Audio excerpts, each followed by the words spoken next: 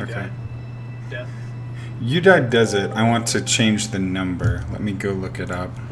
Probably Commands. a text file if you're correct too. You died.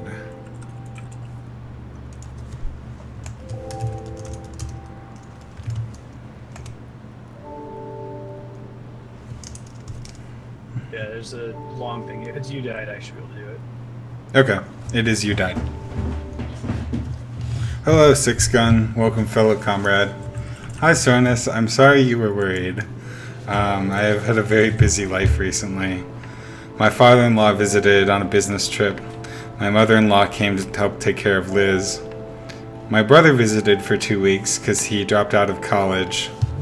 Then I went to my sister's graduation. Then my mom and sister visited for a week on their way back from her college, driving across the country. So it has been a busy like month.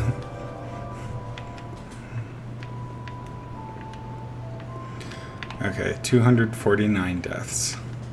Now I have to go find where I was.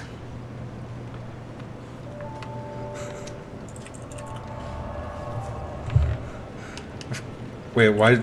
Of course, there are no gulags in Siberia. I haven't seen any snow in this game, Six Gun. Siberia is a legend made up by capitalist spies. Oh, thank you.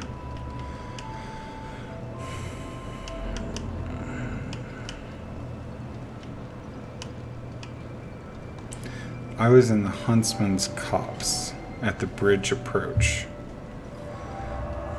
Had I managed to get past the bridge? I don't think you ever beat. Did you ever beat the Rotten? That was it. I managed to slowly get past all the guys guarding him. Was Rotten the big, like, red guy? He was the big, gross monster down in the gulch. I don't know if you ever finished fighting him. Black Sorry, Gulch. I'm just making sure I have my microphone set right. The heart is what I actually want, I think. Okay, cool.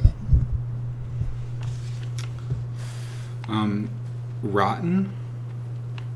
Yeah, you went down into the gulch below the gutter. It was like this game's equivalent of Light Town. There was this big guy in a room full of fire. Oh, I beat him. You did? Okay. I'm not sure you were there. So last stream, I was here in the Huntsman's Copse. I had managed to find my way, I think, down from above, and I had figured out that if I wanted to get across the bridge, aside from being shat on by poisonous butterflies, I also wanted to very carefully kill big black knights, I think, with chains. Oh no. You're gonna die from poison. Oh no. Maybe. God, We- it's special. Don't worry, you made a command for that. Why? Why? So there's a boss over Do you have here. the stats necessary to power stance with the hammer and sickle? Yes. What do I have to do? Okay, so then I hold down triangle. So I'm now power stancing with the hammer and sickle, which is exciting for the glory of the motherland. There you go. Yeah, and then L1, L2. I agree, Sornus, 6 is not an accurate count, but that is the number of times people have noticed me doing it. Yeah, okay, so I actually have gone up here enough times that some of these mobs are dead. Not this one.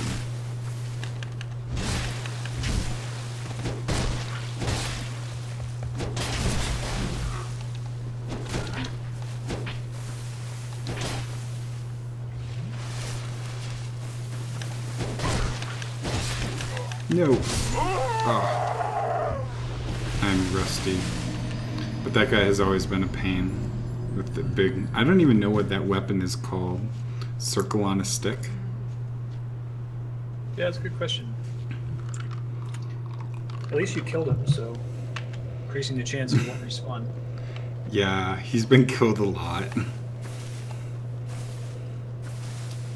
Okay. I think I also may have killed the big guy on the bridge enough. Yeah, he's not respawning. So that's exciting. This is going to be quite the trail of tears to this boss. Have you been to the boss yet? No. I think I almost got inside the room. Oh yeah. I love the hammer backstab. Yeah, it's very satisfying. Also does a shit ton of damage, apparently. Yeah, it's pretty upgraded. Let's see what it's at. Hammer is at +7. So here comes the tricky part. So we've got one of these guys who comes from over there.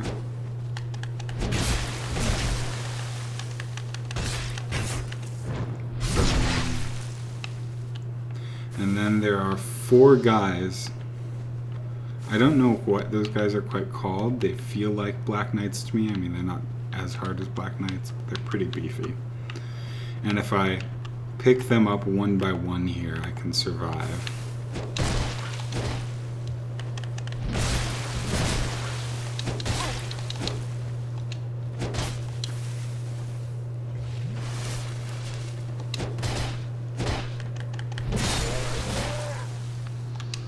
Dual wield combo uses so much stamina. It does.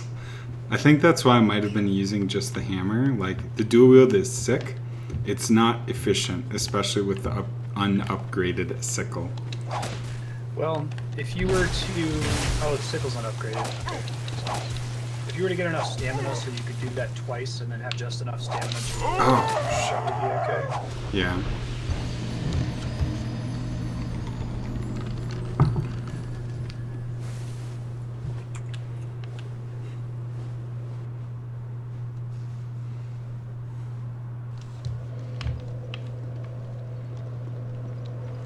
So let's...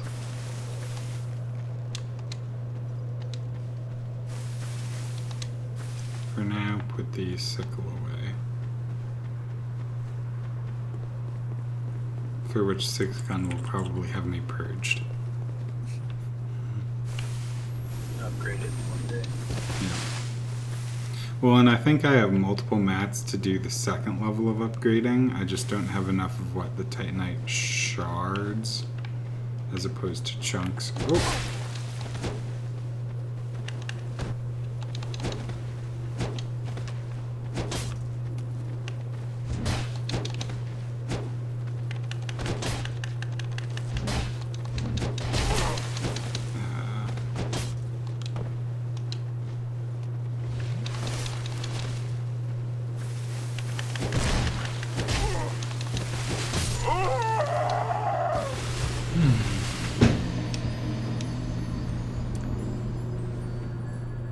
I'm not sure why though. These guys seem very difficult to me. I don't know if they're meant to be.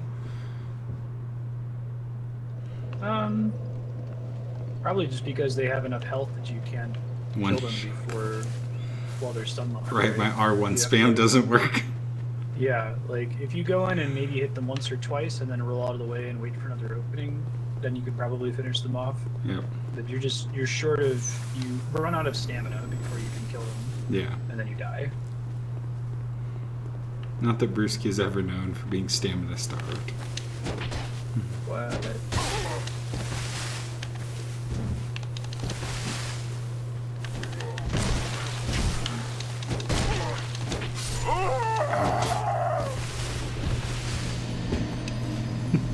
The "you died" is getting quite the workout today.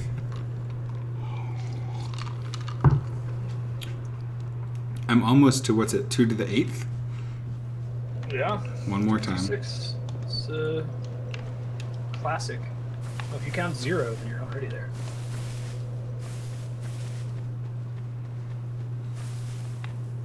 Pretty good intuition for those playing old 8-bit games.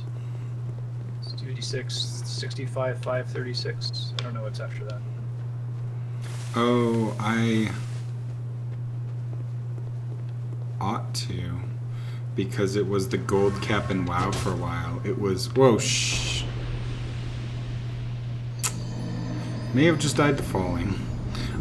It was around 256,000 gold, but the specific number was like 2 to the... I wonder if it was like 2 to the 16th or 2 to the 15th. No. Didn't they have an energy cap for health recently? I think so, and they fixed that. Oh, and then times 1, 2, 3, 4. Maybe it was 2 to the 31st. 1, 2, 3, 4. Yeah, it was 2 to the 31st copper, because for some reason it was a signed integer, I think. Which doesn't make sense because you couldn't have negative gold, but they fixed that, I think, in Cataclysm. Yeah, Spiky, that's right. But it was 214,000. And I think I managed to reach that on 2 characters before they upped it.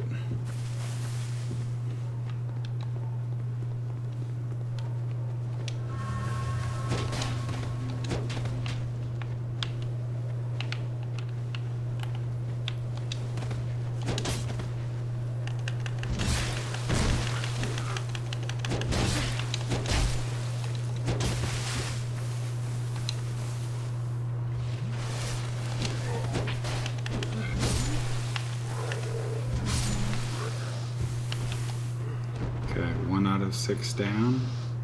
The other thing is, and I should pay more attention to this, I should use my heal miracle when possible so that I have flasks left for the guy on the other side of the bridge. Yeah, that makes sense. You should probably use your heal miracle whenever you're not in direct danger. Exactly. That's Y. No. X. Shoot, no. What? Oh, L2. I never really understood the WoW approach to inflation and their expansions, because like things, the value of things always got higher and higher every time, right? And it didn't really seem like they needed to do that. I think it made people feel better. Numbers go up. It wasn't as crazy as like stat inflation. Like stat inflation, your stats might go up by a factor of 4 or 10 each expansion, whereas gold usually doubled, which it definitely is inflation, but it's not that bad. They recently had a really bad spate of it in Warlords of Draenor because they didn't quite realize that people would farm the heck out of garrison missions. I don't know if you heard about those. Yeah. And people didn't like them, but people would just do them forever. And it made it very easy for everybody to get stupid amounts of gold. And that's gold coming out of nothing. Whereas a lot of previous gold manufacturing was you go play the auction house and you transfer gold from other players to you. You're actually removing gold from the circulation economy, yeah, because of auction house fees. Okay. Maybe they inflated the amount of gold entering the environment because then it made it easier for you to get, because they never like changed the requirements to get mounts and that sort of yeah, thing. it right? did. I can see why they would do that, because they don't want new players. Like, you don't want them to have to farm for 3 months to get a mount, which if I recall in vanilla, it may not have been that long, but It's pretty bad. 1,000 gold for an epic mount or something was really hard. You're pretty good at those backstabs, dude. Yeah, they're really fun.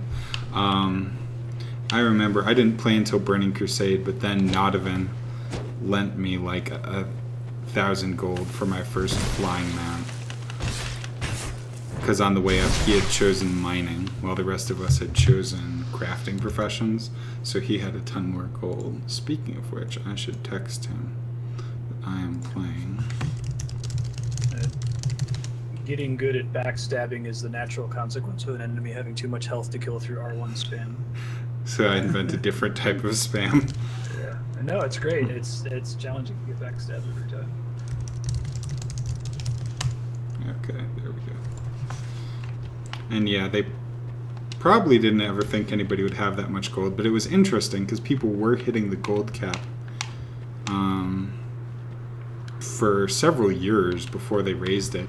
And they raised it not to a higher integer, but they made a new cap. The new cap is 1 million, which is, again, not that hard to hit. Like, I think Nodvin has 4 million or something. But you're just required to spread it out on different characters. I don't quite know what the design philosophy behind that would be.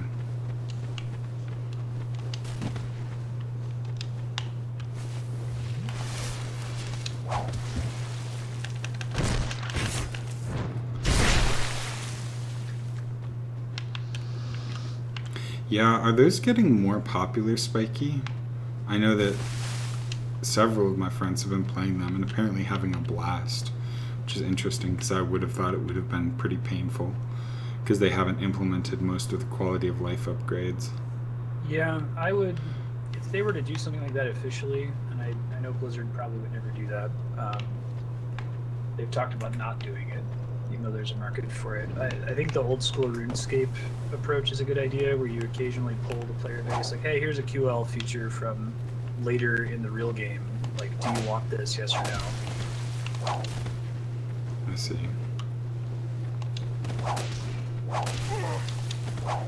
No! Played RuneScape, are you privy to that whole environment? No, I don't really know RuneScape at all. I played Kingdom of Loathing, which was not at all like RuneScape. I saw RuneScape. I had a friend in college who really, really liked it. But I played pretty much WoW, I think was the first MMO I played. The thing with RuneScape is that there's 2007 version of the game, and then they tried to relaunch it, which I think is called RuneScape 3. And because of the popular demand, they maintain an old school server. With the 2007 version? Yeah. So it's basically the same version, but there are some things that are just like mild QOL features that they ask, do you want this? So how is it funded? I think it's still subscription, but I'm not sure. Wow. Maybe there's a cash shop or And something. the old one is also subscription? Yeah. I think the old one's more popular than the new one. I feel kind of bad for the devs. I mean, they're still making money, but it's like, we worked hard to give you this new thing. It's shiny. Can you give us the rusty old thing, please? Right. I mean, people give Blizzard a lot of shit for saying you don't actually want old school WoW, but to some extent, they're right. Oh, I don't want old school WoW. I guess some people do, but I don't know. I haven't tried it. There are some things that would be appealing. I don't know that I would want to ever play it as a full-time game, like I'm currently treating Elite right now, where that's just like, shit, the MMO I'm playing. But I could see the appeal of like going back and leveling to 60 and going through the grind and the missions. I feel that you could, and I guess you can't get that experience now in WoW because they redid the old world. Right. Yeah, that's something I've always been disappointed about with Warcraft compared to like Final Fantasy 14, that they routinely invalidate all their old content. Meaning it's not worth doing, or you can't do it?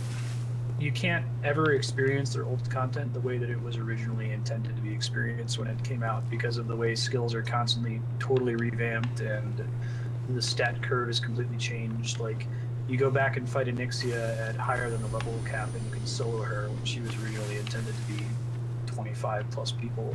Right. Or even that's if you... something that's cool about Final Fantasy. Yeah, even if you go back at level, you can do it with like 3 people as opposed to 25, because you're so much more powerful. I can... Hey! At least one of them stopped spawning. Hey, congratulations. I can see... My brain died. Also, is my Twitch stream working? Because I just realized that I didn't change the settings. It's working. Are you streaming at 1080p? Yes. That would explain why it's so artifacty. I'll be right back.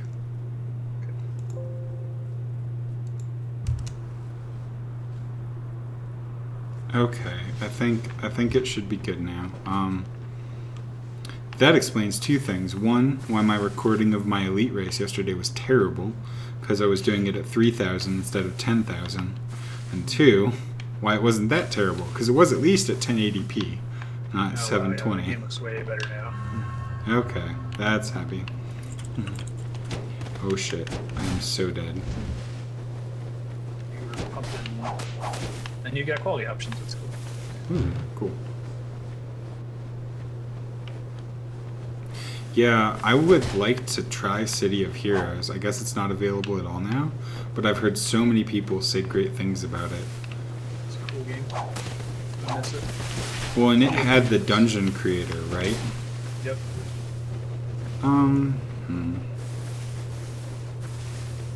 What would happen if I just tried to run away from everybody?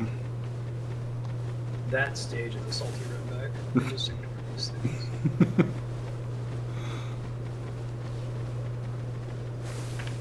Well, the problem is, once I get... First of all, the bridge will try and kill me.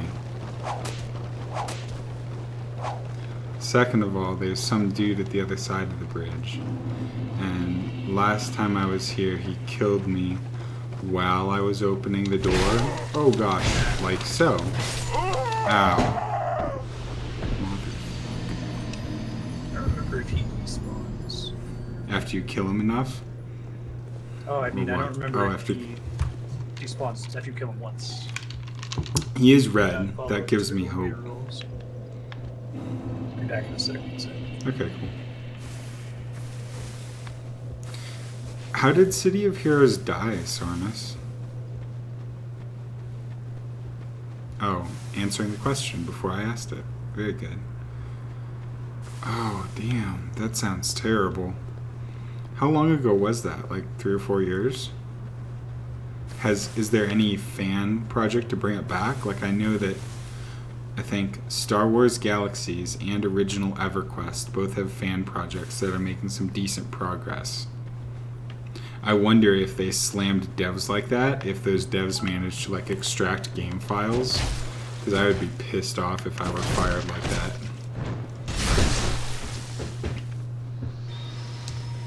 Heal. Bling.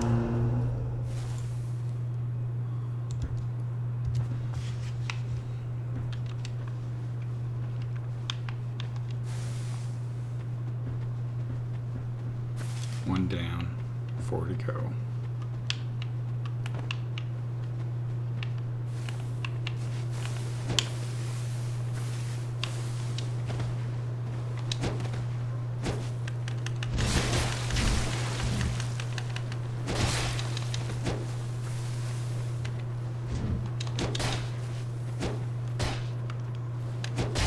No, no, foxicles. I know why I'm doing terribly. These guys can stagger me, and I'm not used to that.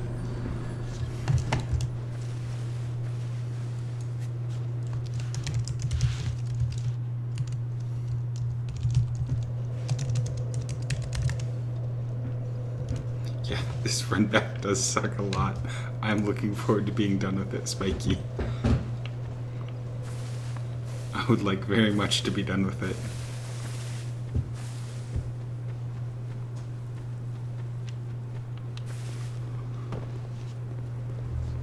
Wow.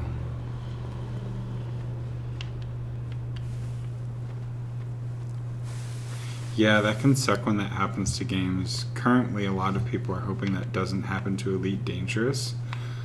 The devs either are being scaled back because a lot of the developers' money has gone into Planet Coaster and some other Hollywood game that they're making that they won't tell us about.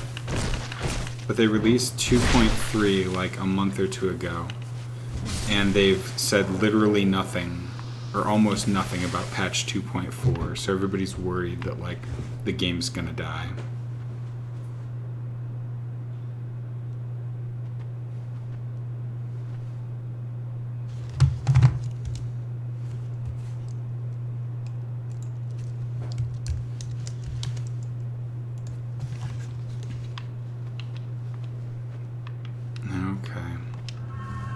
I wonder if that'll come, Soreness.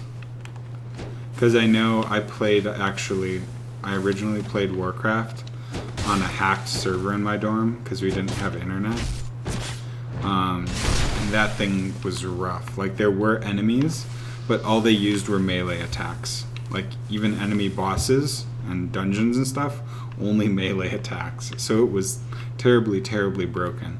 And it sounds like the servers available now are much, much better. So hopefully City of Heroes gets some improvements along that line. Run. Okay, so you use a heal miracle. Yeah, I should have.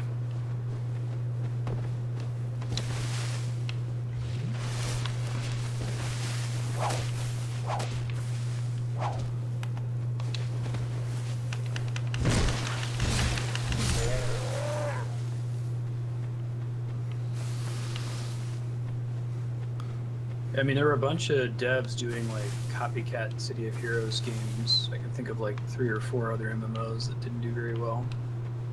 Any specific ones that I might have heard about? What was the Champions one? Someone important was in that game. Let me look it up.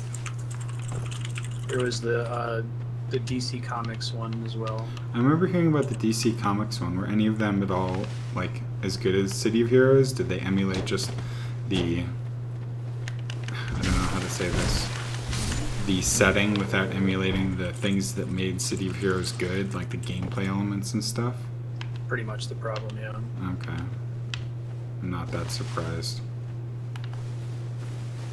Yeah, nobody can make Schmitty of Schmiros because they don't really have the resources. It would suck to have to completely reinvent the wheel. Champions Online. PC Universe Online. And then Marvel Heroes is basically Diablo. It's a late MMO.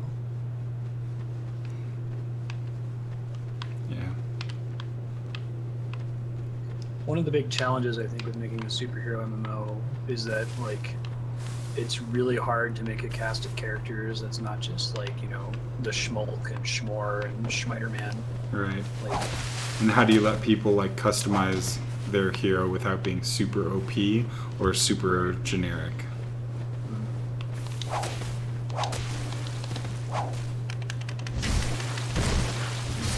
City Heroes and Villains did a lot of cool stuff with that. Now, were City of Heroes and Villains the same thing with City of Villains and X-Pac?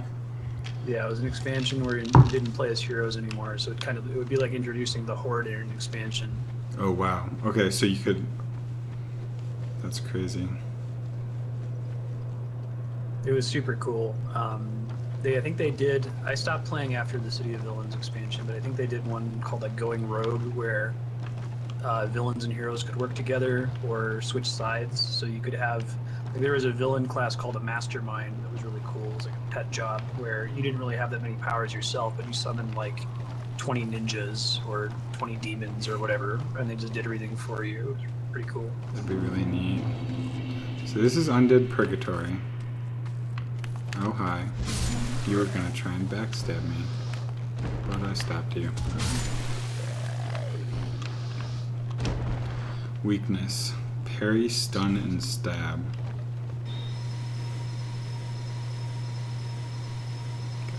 So what can I put on my hammer to make it, like, better? Can I put lightning on it right now or something? So the other upgrades you can pick would change the stat scaling. I mean lightning. temporary buff. Oh, yeah, lightning. Those are all just good. Okay.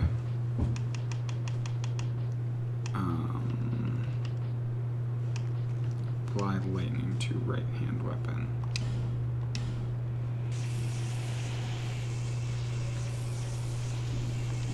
Does that last until I die? Oh, glorious. That looks really cool. There's so many cool little comic book things. It lasts like 3 minutes or something, I think. Okay. Cool comic things like having a bizarro world where everyone's the opposite.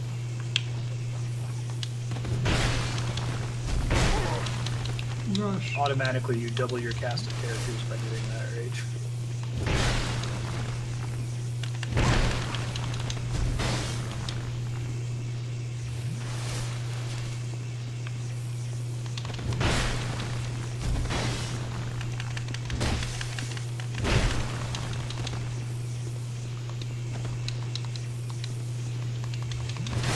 Shit. You could maybe get your humanity back with a little bit more health. Yeah, I might.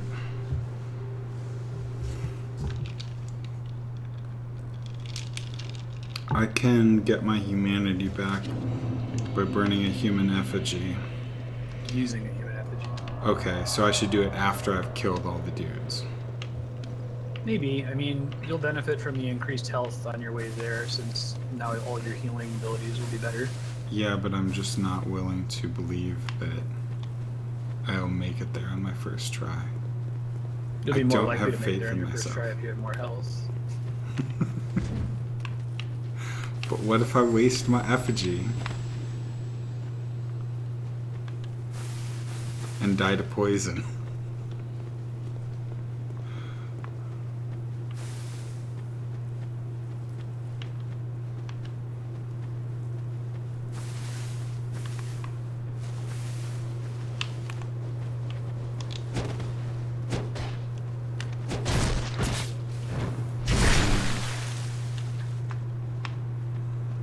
That's true, Spiky, that's true.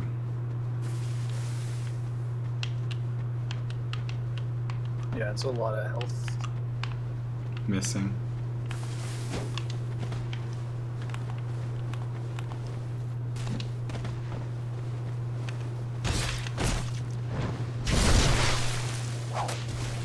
Shit! Shit.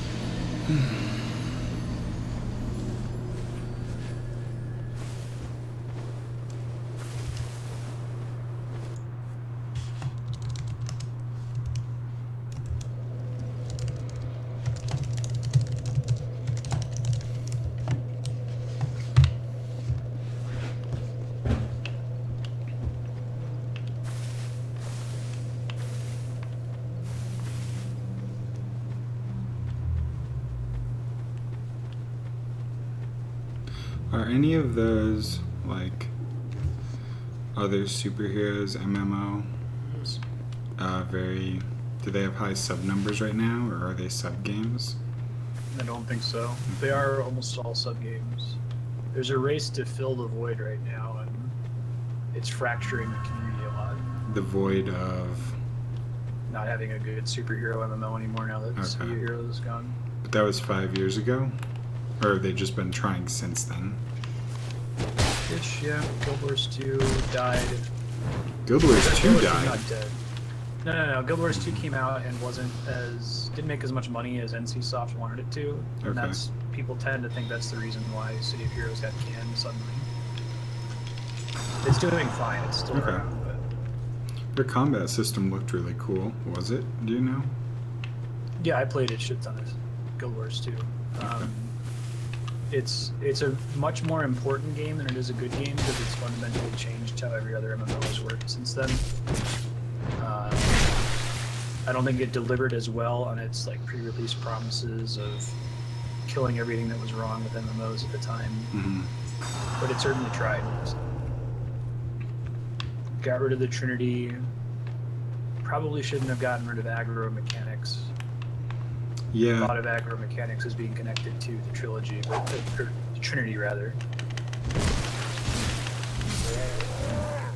I can understand why you might want to get rid of aggro mechanics, but they're so useful.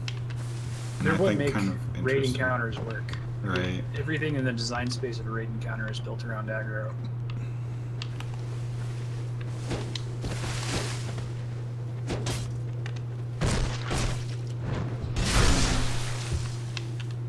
I agree, Spiky. I like the Trinity too. I've seen games that try to avoid it, and sometimes I wonder, like, why. I could see the idea of having hybrids, like having I think disc priests in WoW are currently honest hybrids, where in a raid encounter you can do damage or healing and switch back and forth between them, and that's cool. But most people are still, you're a DPSer, you're a healer. Yeah, I almost think, Spiky, that with the 14 approach, they should almost give like true DPS something that's more interesting to do, because it to me feels less interesting when it's like, well, I do a little bit more damage than the tank and the healer, but I don't really do anything that's special other than damage. You could have CC, you could have damage avoidance or mitigation. It's basically pre-healing. Sure. Yeah, that's true. Yeah, I guess you could also just have your DPS cycle or priority list be so complicated as compared to what a tank or healer does that it keeps you busy. That's getting streamlined in Stormblood. I was really happy about it. I read Flarewing sent me a list of the changes from the expansion, and it's basically a list of complaints I had about Final Fantasy XIV that have been addressed, so just mechanical complaints.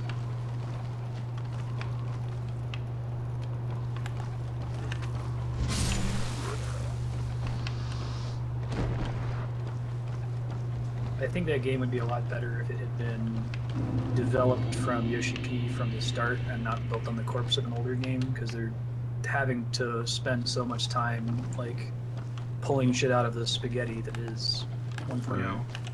Well, and even if after they made 1.0, if they, and I realize this would have been a huge undertaking, just burnt it to the ground. And we're like, maybe we'll use the art assets or something, but everything else is going to get revamped. Yeah, I like CC and I like interrupts. The problem with interrupts, though, is that I think a lot of encounters were set up so that it was like a save or die. If you miss the interrupt, everybody wipes. Yeah. You've got to find a middle ground where... I really agree, Spiky. They had that at the beginning of Cataclysm, too. I don't know how many people played that, but like for the first month or two of Cataclysm in WoW, the dungeons were really hard, and people whined to high hell about it. And I was like, this is pretty cool. Because I'm an elitist asshole or something. Because you had to think, and like, you couldn't just mow through dungeons with no communication.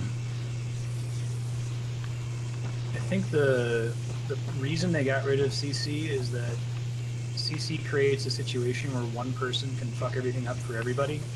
If you sheep the mob and somebody hits the sheep mob, everybody wipes, and they try to minimize mechanics like that, especially when it comes to trash. Yeah, but like, I mean, that's the tank or the healer can still mess everything up. Yeah. Amazing! I am the glorious winner! What do I want? What do I want? Deserved. Good job. Victory, right? Yes.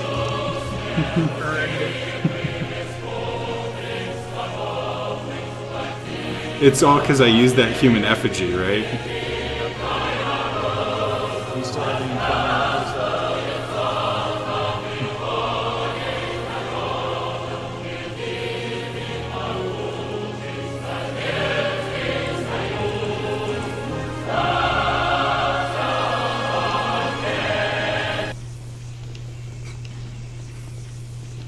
You missed my epic battle, Sornus. I defeated the stupid red guy with gravity.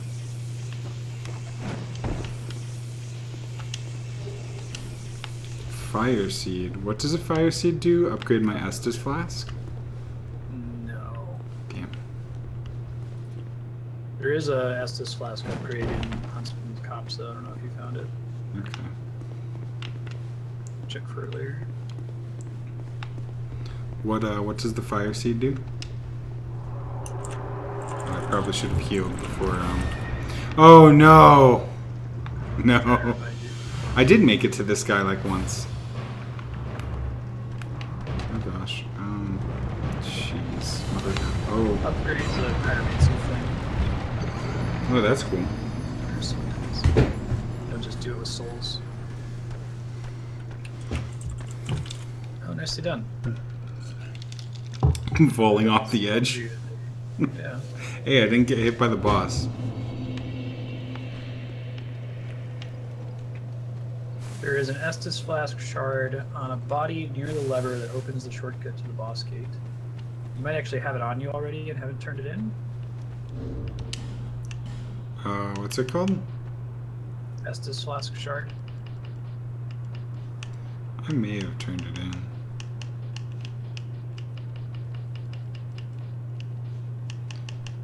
Is there a shortcut that I haven't done? I don't think so. Yeah, I don't have an Estus flask shard. Where was the lever, though?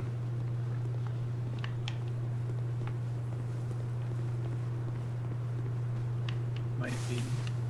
That might be. I wouldn't stress about it. You're not failing due to lack of Estus flask at the moment. Yeah.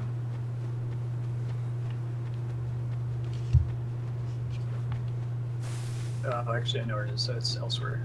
Okay. Maybe after I die to the boss this time, or some other time. What are you talking about? This is the time you're gonna win. Right.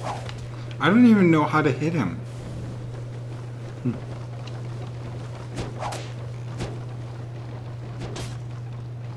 They can't follow me through the misty door, right? No. Yay. This Oh, run it's back red just bearded. became way better. I hope so. If he's not, I'm like, gonna rage quit. Skull's back. I should also,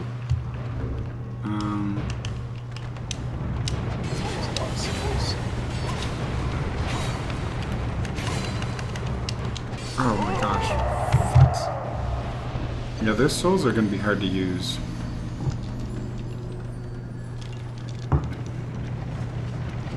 Really should have thought of Put that that. on your hotbar.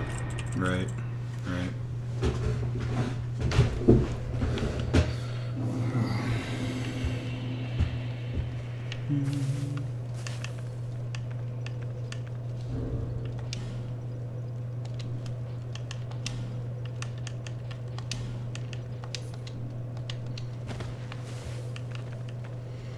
Okay. Onward bone is on my hotbar. It looked like if I get attacked, that gets interrupted. That's correct. Bummer.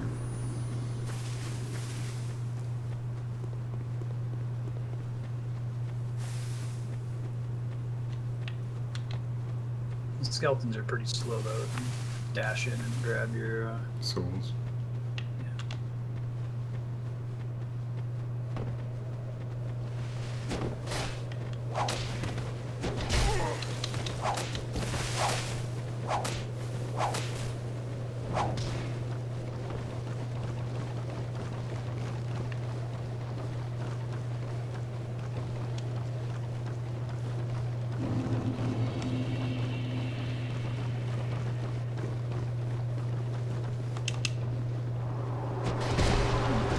Oh, well, there go all the souls.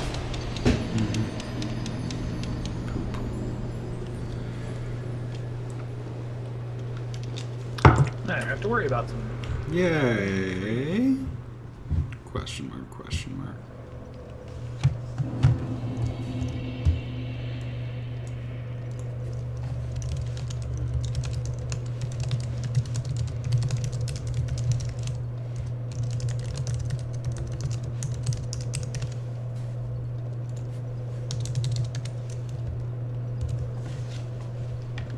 That's a cool outfit.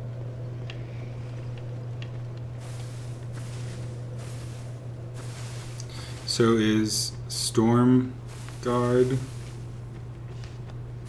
the expansion for FF14? Stormblood? June 14th. Okay, cool. And is that bumping the level cap to like 70 or something? Oh, I'm not sure what the level cap. Probably. New raids and dungeons and whatnot. Yeah.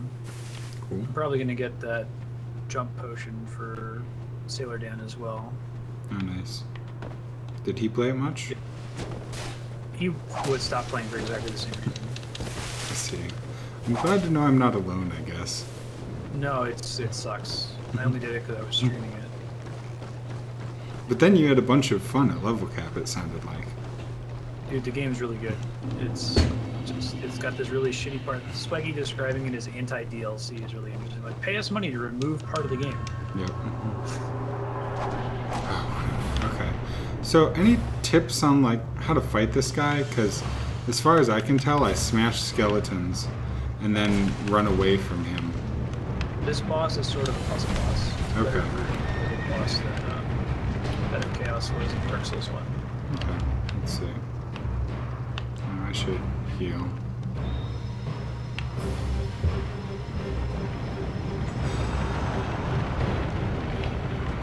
Yeah, right.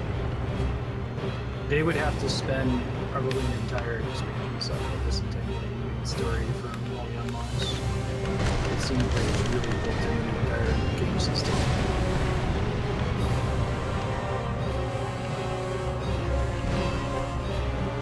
The old hag you just killed was in the summons the skeletons. It's worth killing. I need to turn you up. I can't hear you over the battle. What were you saying?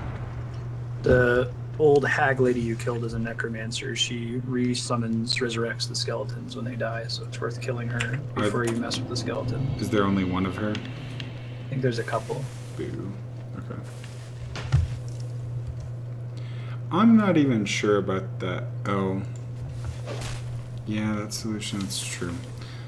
I feel that one thing a lot of MMOs tend to have, though, is difficulty getting people into the game. Like, WoW has taken huge steps to streamline creating a character. Like, they've only redone the level 20 to 60 experience once, but they've redone the 0 to 20 experience a lot of times because they look at their data and they're like, we lose so many players who get into the game and don't even finish creating a character or don't make it to level 10, and we think we just need to get them to see, like, hey, this could be cool and fun, and make it as, like, cool and streamlined as possible. Which is, you probably never played the like goblin starting zones. But they're designed to be really cool like that, right? They're super cool. Like, if there's I think I don't know if I would advise a new player to WoW to start out there, but they were so worth doing, and I've got, like, multiple level 12 goblins or whatever, because going through that zone, you get to be, like, I don't know, it was an actual fun storyline, and possibly the best single player content. The exact same thing. The Death Knight storyline, like, those intro things and those scripted experiences, you can't make the whole game them, but Blizzard can do them really, really well. Yeah, no, I wouldn't fault Square for spending an expansion fixing their. I mean, I know that Cataclysm is this big, like, warning to not spend an expansion changing your starting experience. Yeah, but the fact is that, like, if it takes you 25 hours to see what the first dungeon's like, that's pretty bad. And, like, all the content in that first 25 hours is not fun, really, at all. I think that's the difference, because, like, I could easily picture somebody going 25 or more hours in WoW without seeing the first dungeon.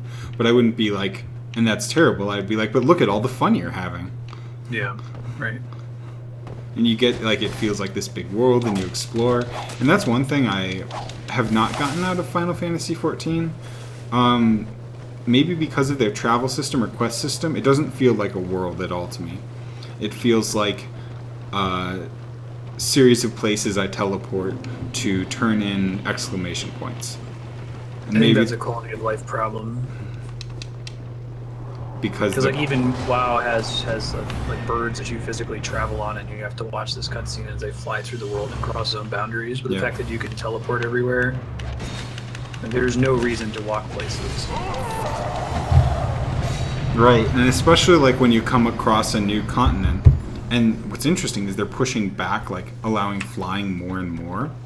I think now, for the last 2 expansions, they've let you fly at least halfway through the continent. And I don't mean, like, you're halfway to reaching level cap. I mean 1 year into the expansion pack, they release flying for it. which makes it feel much larger and more detailed, and you have to spend your time flying on the mounts or riding over it, and you just get to know the landscape really well, which is fun in like an exploration Dark Souls type of way. And I'm starting to get to know a few zones I can remember definitely in Final Fantasy XIV, but they're the zones where you teleport and then you have to ride a long place or go somewhere, because like just teleporting, I mean, I enjoy it, it's nice and fast, but I have no sense of reality. No, I have a map burned into my brain of Final Fantasy XI because that game was the opposite in terms of quality of life elements. Like, typically you were having to make your way to the different cities to unlock like the airship routes, and riding an airship meant getting on a boat, Right. Like, waiting wow. in real time for the boat to arrive, which is Mhm. even more brutal than WoW. Like, you couldn't just fly at will. Oh, It WoW only has arrived had those 30 boats times a too. day. Boats and airships are Yeah. like that. They're not, Okay. very common. But you definitely needed them to get around the world, and you still do. Like in Kalimdor Northrend, to- you played in. Remember how they had airships to Northrend, and eventually you would teleport back and forth. But especially when you were first going there, or before you were max level and could teleport back, you had to get on the airship and fly the slow boat back to Kalimdor. Right. Yeah, right. Sornus. The fun thing I really enjoyed in that game was if you're trying to get between cities and you're too low of a level, you could technically do it, but you had to be really careful and stealthy because any single mob that aggroed you would one-shot you. So it was fun repeatedly dying, trying to like sneak your way through a map just to get somewhere to unlock an airship route. Mm-hmm. Yeah, I have zero connection. I could not tell you where most of the dungeons in Final Fantasy XIV physically are in the game world. It doesn't help that their overall map is terrible. Like their area map is fine, it's serviceable, it's not great, it's not bad. But once you zoom out, it's like, what? This doesn't mean anything to me. I guess Right. a lot of that, I'm curious to see if any of that will change with them dropping PS3 on the new expansion. Oh, they are? Yep, finally. It's a big deal. Now, are they dropping it for the whole game or just for the new expansion? The whole game. Nice. That's a That big makes deal. me so happy. They don't have a 256 megs of RAM limitation for anything that they choose to do. But I guess that the maps, like the zones, the reason you have like Western Lenosha and Eastern Lenosha and all that crap, they used to all just be No. Lenosha. Oh, It was a gosh. huge zone. Homeward Bone does not heal you. Pro tip. That's true. They fragmented it so that it could work on PS3. Yeah. Another thing, and I think this might be the fact that I just don't like Final Fantasy's aesthetic, and I don't blame it for that. It's a great aesthetic, it's just not one I care about. In WoW, you've been able to teleport to dungeons since like halfway through Wrath, which was 8 years ago or something. I could still tell you where most of the dungeons in like Cataclysm Cataclysm and Warlords and Mists of Pandaria were, because I had to learn the world leveling up and doing stuff. And the dungeons look so much like X part of the world that you know where they are, even if you never entered the dungeon from the dungeon entrance. Yeah. That gets better in Heavensward, as just about everything does. Okay, cool. I think if you guys are interested in getting the jump potion, it might be reasonable to get just the vanilla jump potion and still go through Heavensward normally, That makes because it's not sense. that bad by comparison. It still has the fetch questing. Well, and but you'd still be able to, or we'd still be able to do all the content up to level, 50 was the level cap? Oh, it would get you so much content. You pay $17 whatever it is for the vanilla jump. That's an obscene number of dungeons, an obscene number of. Well, and you can always take a break from trials. whatever there is an MSQ between 50 and 60, right? Yeah. Okay. Yeah. You That can would take a be- break from that and go do cool content. And Great. the MSQ isn't as bad, maybe, or Yeah, so basically, if you don't choose to skip the 50 to 60 quests, it's significantly less bad. There's less of a gap in between interesting content unlocks. there's a bigger game world for you to explore. At that point, you have this huge backlog of things you can do. You can go and do the hard mode versions of the level 50 trials. The fact that you're level synced for everything keeps most of that content interesting. That's so cool. I think I've tried to explain that to Nodovan, just how amazing that is. Because I wish WoW would have, I wish all MMOs would have something like that. Yeah, it's one of those fundamental things that every game should have. I guess WoW is starting to do some level sync type stuff. They are. It's just not going to be. I don't think it's. I don't know how to explain it, and I would have to ask Nodovan. I don't know that they have level syncing where you can have people of different levels doing the same content and it's appropriate yet. They are definitely bringing back old dungeons, and when they bring those back, they're redoing them so that you can do them at any level. That's cool. Which is nice. Maybe we could even get Nodovan to check it out if there's the jump potion. Yeah, he said he was interested, I think. Especially if they had a jump potion. And I think Wilds, his girlfriend, might be too. Yeah. I mean, they met playing WoW, so. Get a static.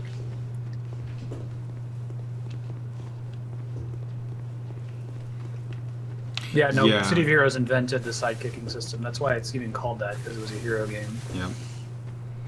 Yeah, I heard about that, and that was really cool in City of Heroes. I'm tempted maybe to start killing these guys, since they seem to murder me at the entrance a lot. About a third of the time. I wonder if it's worth my time. Let me try running again. Maybe if you adjust when you're sprinting, so that most of your sprinting is on the last pass, so you're always getting to the door far ahead of them. Right. Yeah, I'm pretty sure City of Heroes invented it, Sornus, and it's one of the best ideas in MMOs that should be in every big game. Right. Guild Wars 2 did it as well. There's no reason you shouldn't have it. Like, I understand that it's some dev time, but in comparison to what I suspect is the amount of dev time it takes versus the benefit it gives you.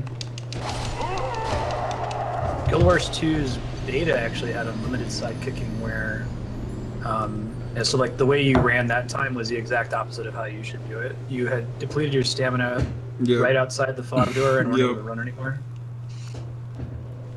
Those guys run really fast. On launch, Guild Wars 2 had unlimited sidekicking where like if you went to a level 50 zone and you were level 1, you immediately got boosted up to level 50. And they ended up removing that because people liked having the progression of I can't enter this zone yet because I'm too low of a level. I can understand that. Yeah, I think that's reasonable. I can see leveling down, but not leveling up. That seems generally fair to me. Well, leveling up in City of Heroes was an agreement between two players, though. It wasn't something that was just intrinsic to the zone. So and you had to have a friend there, yeah. Right. Yeah, you would basically be raised to their level -1, and your statistics were as though you were at that level, but you still only had the actions that you had unlocked up to that point. So if you were level 1 and you only had like the basic punch ability, you could still only punch. You would do as much damage as a high-level character with the punch. Mm-hmm.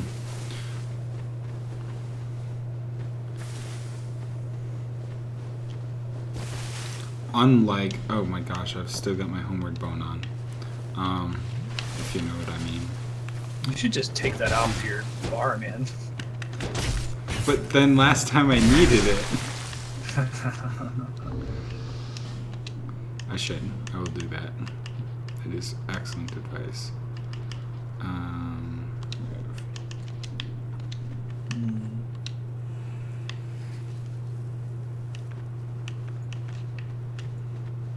Lana's a Finnish roll doubling device.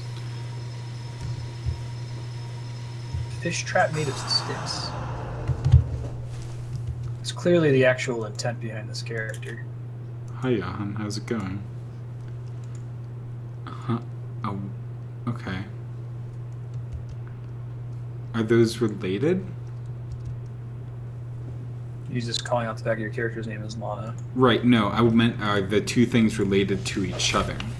Like, did the name for the thing dragged behind a tractor, did they originally drag fish traps behind a tractor? And so then that's why they called it after the fish trap? I might be being crazy.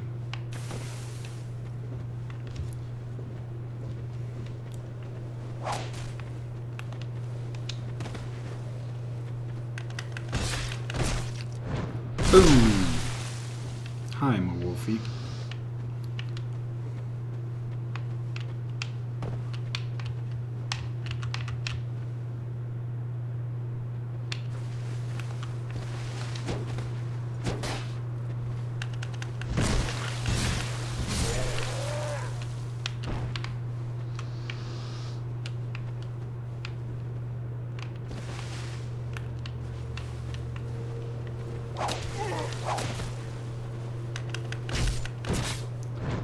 Boom. Oh, that's cool, Simus. Yay for cross-stream discovery.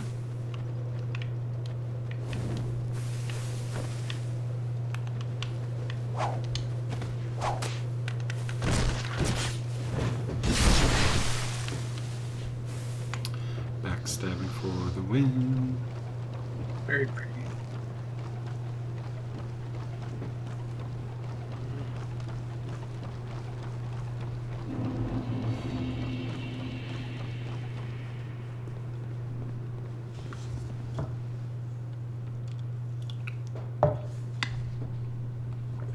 Maybe I can earn my humanity back.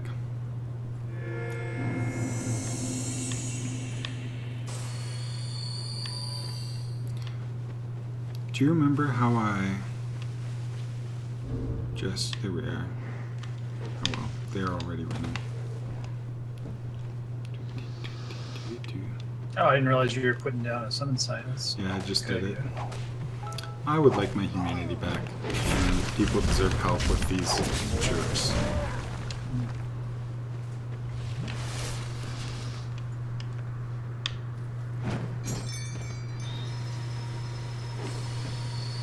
Can I not heal?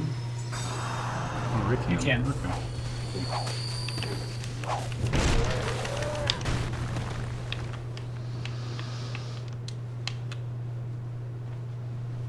You might want to consider spending your souls after this. You haven't leveled up Oh, that's true. this session. You get a decent number of health and die.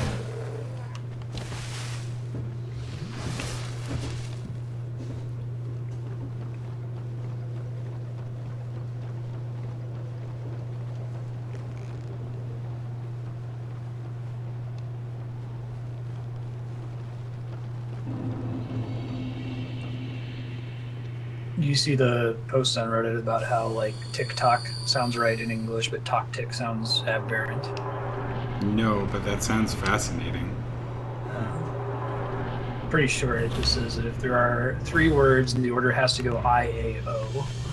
So chit chat, mishmash, dilly dally, chilly shally, tip top, hip hop, flip flop, tic tac, sing song, ding dong, king kong, ping pong. And if you said it backwards, it just sounds weird. Pong ping. And then the interesting part is adjectives in English have to be in this word. That Opinion, I've size, seen. Yeah, age, shape, color, orientation, material, purpose, noun.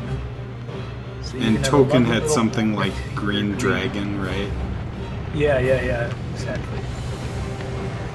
Lovely little old rectangular green French silver whittling knife. If you mess with the word order in the slightest or something for me. Big Bad Wolf violates the rule, but because it's IAO, it's okay. Oh, It should be what? Bad Big Wolf. That's neat. Oh, I need to make and send my list of podcasts at some point, but one that's really good. I don't know if Andrea likes that sort of stuff, but Slate has a podcast called Lexicon Valley, and it's all about stuff like that. Sounds amazing. Someone in the comments on this one was like, I tried to teach this to my English as a second language students. And everyone else is like, why would you possibly, that is the one thing they don't need to know. Don't stress them out with having to do this order of adjectives. It doesn't matter. You just missed how you're supposed to do this. Oh, maybe you saw Oh, no, I saw it. I don't feel that dirty either. Yeah. You would have figured it out eventually if you ever made it to that side. Well, my current strategy was going to be keep running down the hall and see if I could spot anything interesting. Beware of forests. No shit. And I have infinite souls now, blocks. Yay. Duty Thank you, a lot of fulfilled. souls.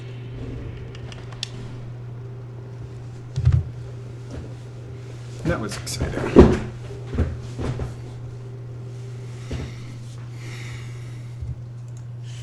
Now I would home lose all those souls. That seems reasonable. I don't think...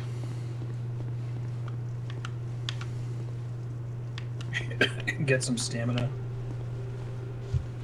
See, now I need my homeward bone, and I don't have it handily accessible. Everything is terrible and ruined forever. Is stamina what you'd recommend? Probably. Maybe not all stamina, but Okay. I want to get it to the point where you have a little bit of stamina to roll after you are one spam. I don't think I have very many level ups. Realistically, I don't think... I think if you got more stamina, you would just R1 spam again. I don't know what you're possibly talking about. Who would do that? No, I have enough to press R1 another time. That's what stamina is, right? Number of times I can press R1. Okay. Yeah, I'll be able to level up twice. No, it's not stamina, it's Endurance. Oh, and I only had 8, so leveling it up to 10 should help significantly. Oh, and that gets me more poise, too. Okay, cool.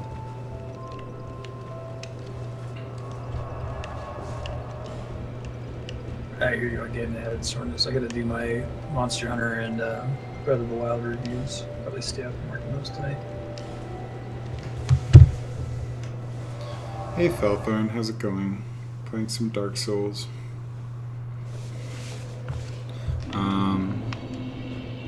How often are you doing those? One a week-ish? Yeah, 1 a week-ish. I might do a mini follow-up survey, see if people would care if I just did it as a podcast, because I can put out more of them then. There's not really significant video content in there anyway. I would, actually consume them then. They're already basically podcasts. Yeah. I do a little bit of video editing, but if I were to spend, the time to edit in relevant video clips to everything I'm talking about, they'd go from taking about 7 hours to about 20 hours, so Wow. probably not worth the effort. I wonder if you could, so I'm thinking of, have you seen Total Biscuit's I talk about X for X minutes thing?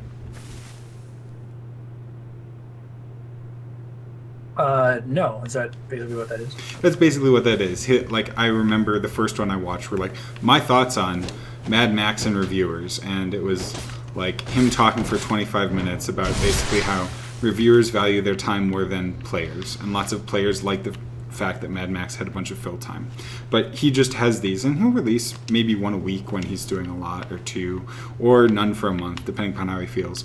But they're 20 to 60 minute videos where he talks about his thoughts on the subject in depth, and there is gameplay footage in the back, but it's essentially a podcast, and the gameplay footage is not edited to make sense at all. It was just 25 minutes of him playing Mad Max with the volume muted while he was talking.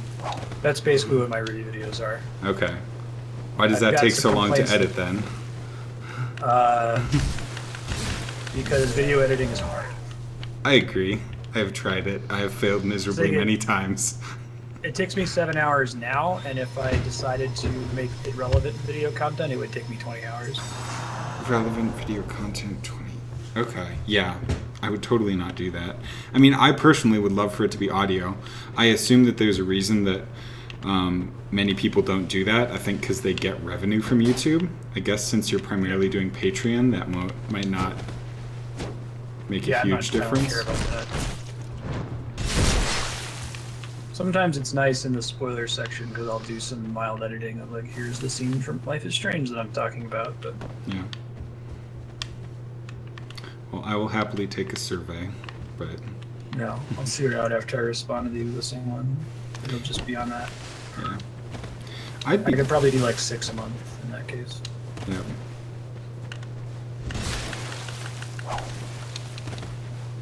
Yeah, that would probably be what I'd do, Sornus. I'd have some static image, and I'd put it on SoundCloud, iTunes, and YouTube. Yeah, that would be the way to do it. Oh, that was a close one. I would love to do co-pilot stuff, Felthorn.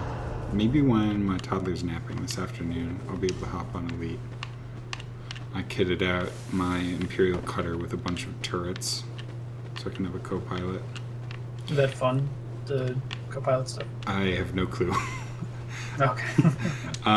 The only thing I did was, like, the day it came out, another one of the buckyball racers, like, hopped in my cockpit and we wandered around, and it was cool. But I haven't done any of the, like, gunners. I actually used a ship-launched fighter yesterday for the first time. That was really fun. They're, like, really... You can put a ship inside your ship. And the ship that you put inside your ship is a small ship, but it has big guns and, like, no shields. So you then scream around while your main ship shoots things, and then you shoot things as well, and it was a blast. And that's cool. One thing you can do in multi-crew is you can, like, drag along a friend or something and have them be that little tiny fighter. Right.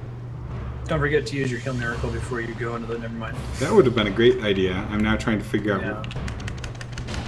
I was waiting because I thought maybe you were just going to do it. Right. That's a good idea, Spiky. That could be something I could have my intern do if I get an intern. Why can't you have the intern just do the video editing? Well, that was the other idea. I mean, that's a useful skill for them to use or learn, yeah. Honestly. Well, that would be if I decide to stick with doing those videos, though. Sorry, I didn't know if the intern stuff was public or not. Yeah, that's fine. Sure. Okay. I mentioned it in Discord. Makes sense. I totally agree about the audio soreness listening at work. Like, that's... I can listen to them while driving, while doing chores, while walking a leaf butt. Yeah, I already have the audio saved separately, so I could convert all the existing ones into podcasts easily enough. There should be, and I bet this website or app exists, something that will download YouTube videos and convert them to MP3. I know that exists, and sticks them in an RSS feed so that I can subscribe to it on my podcast player. Probably exists. The first one does exist. I feel that might be of questionable legality. Would be the issue. I think that the converts them to MP3 is already in that questionable territory. It is. That's why every time I do it, I have to go find a new site. Or it's something hosted in Russia. Yeah, that's how I'll do it, Sixgun. I'll put out a survey about it, though. If I did more significant video editing in the reviews, I could probably only do like 1 or 2 a month. And if I did no video editing and just had a static image, I could probably do like 6 a month.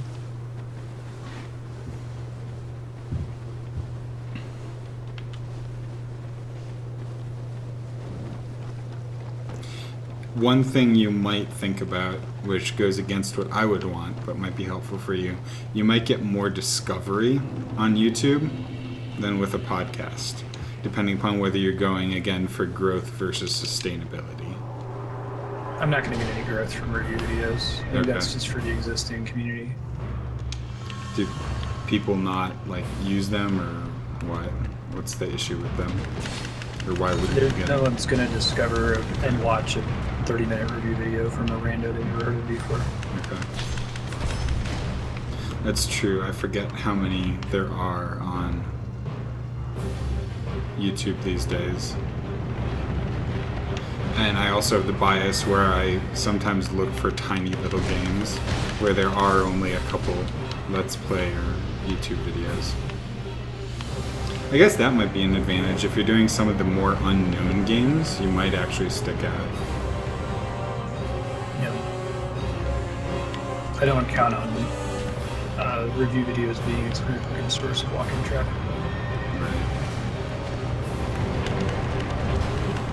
Yeah, I think that the under 10-minute reviews absolutely fell through. I think those do well if they're from known personalities. Because the big thing about a review is like you're going to someone who's opinion you already respect. Like if you're watching a blind playthrough, you don't care about the person's opinion, you know them yet, right?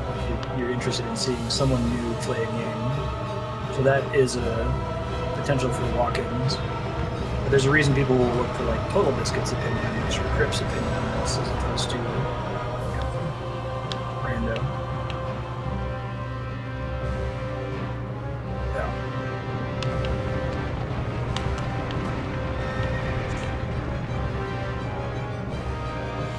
Right.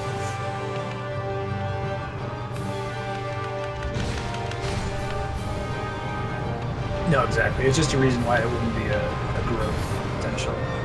And I don't think I want to change the review format to make them super short. Oh shit. Shit, no. Oh.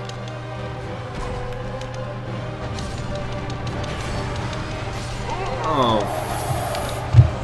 I got to the lever. Doing pretty well until then. What's a video layout, Felthorn? Do you mean like the Twitch overlay or like? His outline, I assume. Oh, okay. What's good about Final Fantasy 14?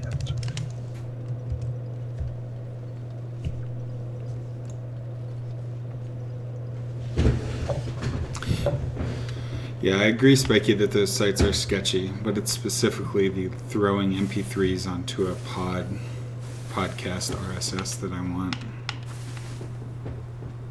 Because I agree, I could also like download the FOV file or whatever and convert that to MP3 on my own.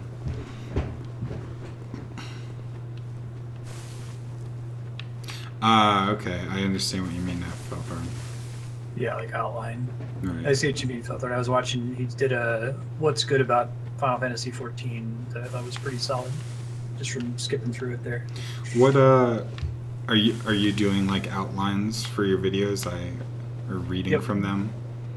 I do a summary of the game that's pretty long, kind of goes into what you should expect when you're playing it, what a typical 2-hour session would look like, what like the cathartic milestones are in the game. So like if this happens when you're playing it, you'll feel productive.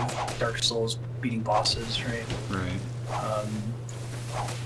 Who should play it is the way I've phrased it, instead of saying like how many stars I'm giving it, like what is the audience for this game, and then bringing that up into the different player types. So if you're into achievement, exploration, flavor, mechanics, style, hype, that sort of thing.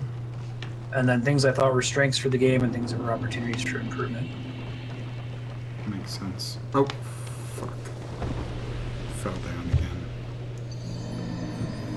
But it's not like a Yahtzee review where it's 100% scripted. No. I mean, if you write it scripted out the and then read it description. that fast, you might be able to get it under 10 minutes. I read the description part and then I kind of ad-lib the rest of it. That makes sense. Re-record if I flub something.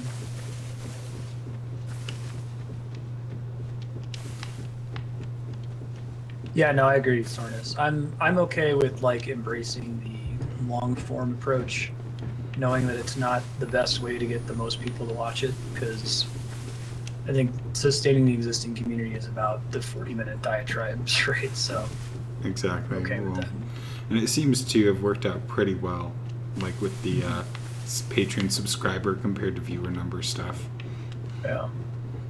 Yep. Nope, I'm okay with the niche that we're in.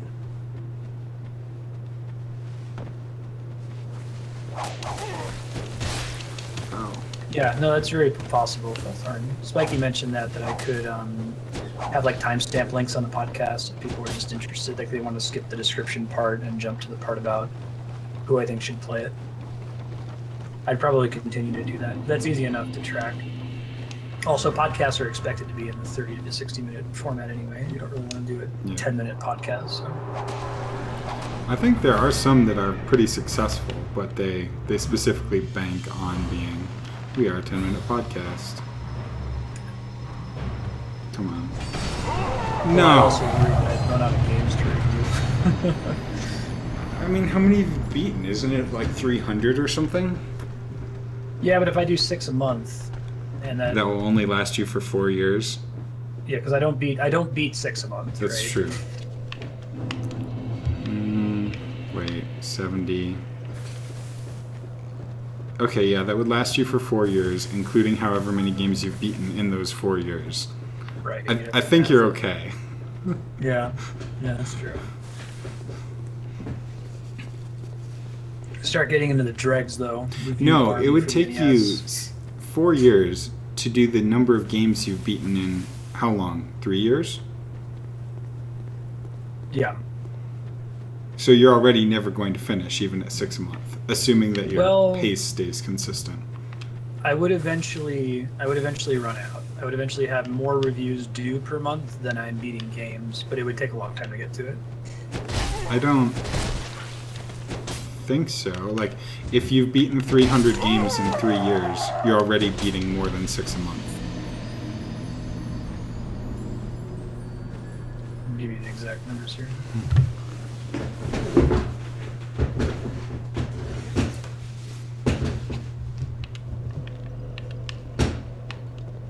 Alright, I've beaten 157 games. Okay. And 2.5 years-ish? You started in February? 2015. Mm-hmm. So 12 months, 24 months, plus 3, so 27 months.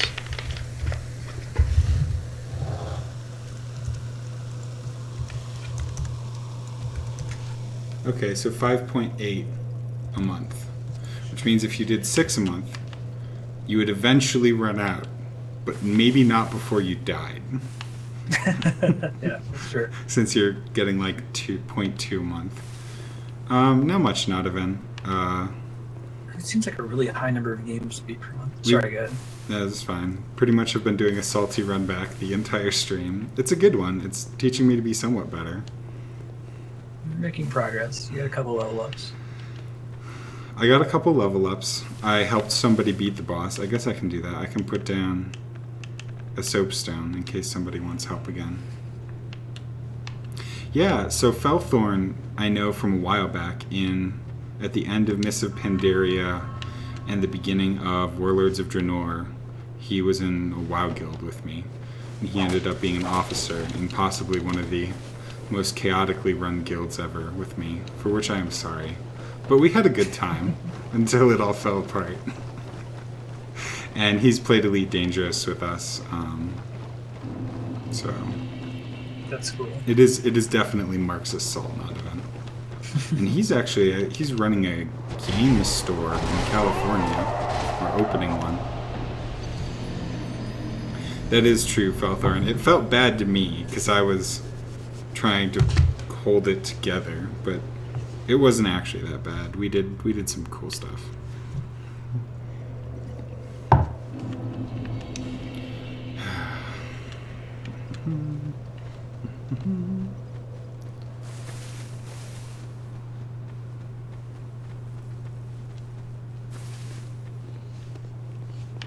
Yeah, it's a good point, Sornis. I'm kind of bummed out about that podcast I was doing with Kodiak, that we didn't really have a way to market it to anybody, but it was a nice format and a good group of folks. Yeah, I just can't promise not to curse because I'm playing Dark Souls, so I can try and be reasonably clean. Oh, I saw a great no cursing challenge the other day. I was watching Dodger playing Oxygen Not Included, which is like 2D cute dwarf fortress, and I think she was raising money for some cancer foundation, or somebody had gotten kids at a cancer ward to watch it. So she was doing no swears, and every time she swore, she made a $20 donation to the cancer ward. And I think within 2 hours, they'd raised over $500. It's like, I think at that point you swear on purpose sometimes, right? She wasn't. It was more the go without swearing for 10 minutes, and then something really bad happens, you're like, fuck, shit, damn, motherfucking, oh, I mean, yes, kids. Everything is fine. Slow down, stop running. Oh, I'm looking in the past. Yeah, I think I got the timing a bit off, but it wasn't too terrible. Yeah. You want to have it so that you're sprinting until you're out of stamina from all the way up to the door. Oh, man. I thought I had avoided that. I might actually be able to use a heal miracle here.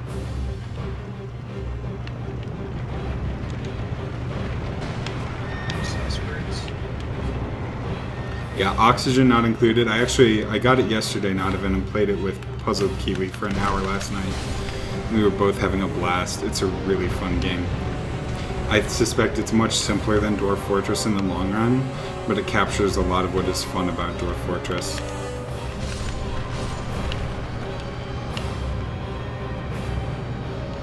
With a completely different flavor. You probably... could you play it as a couch game? You can definitely play it with two people playing together. Like, not multiplayer, but like, let's make decisions together. I don't know. It seemed like it was focused on mouse control. You might be able to use a Steam controller. I'll try it. I don't know that you could use an Xbox controller. But if you had a mouse you could use on your sofa, it'd be very easy too. It's not a Twitch game at all. Also, I agree, Sornis, a podcast like that could be really cool. The problem might be advertising it, since apparently Twitch subreddit was not a fan of like advertising things. Well, that would be fine for reviews. The problem with making a podcast about Twitch streaming for people who are also streamers is that that's really the only place to push it. Right. There's nowhere else where Twitch streamers congregate. It is not at all intended to be multiplayer, not even, but it's like playing Dwarf Fortress with a friend over your shoulder, which is the best way to play. The Witness is a single-player game that you have to play on a couch with somebody else. Yeah.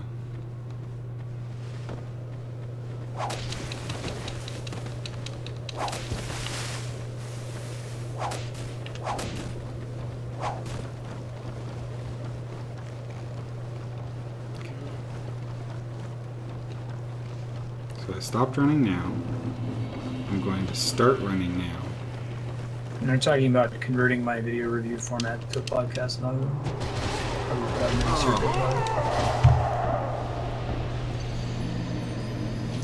Yeah, I meant not even that we were sitting at the computer together playing it, because she was like, if you spend half an hour trying to get it to work on the Steam Link, I will just go to bed. I was like, that's fair. Stupid Steam Link.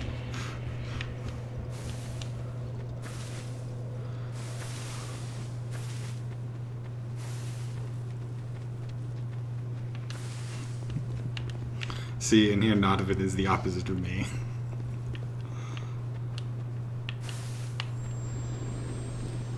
Yeah, it's just that there's not a lot of significant video content in it right now. If I wanted to make it more significant, it would almost triple the amount of time I have to spend on it.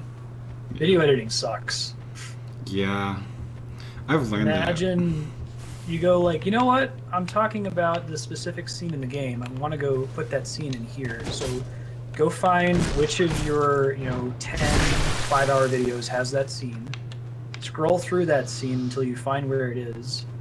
Edit out the start of the video and the end of the video, line it up into the right spot, and then it turns out that that scene's only like 7 seconds long, and your review is 40 minutes long. It's that whole process of getting it in there probably takes about 30 minutes.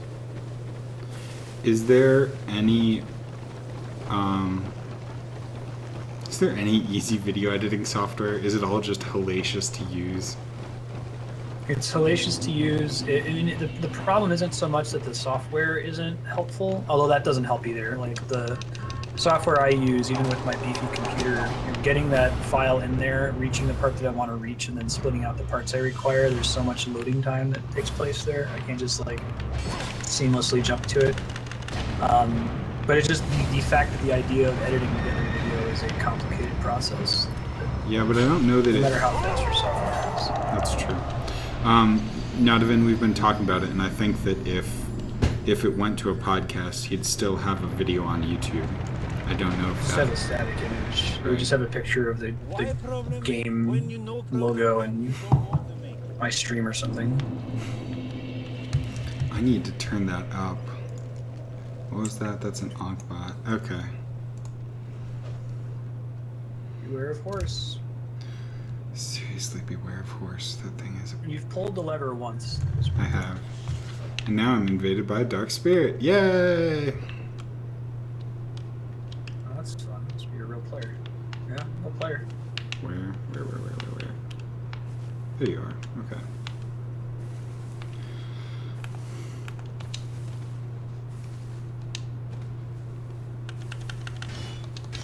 What?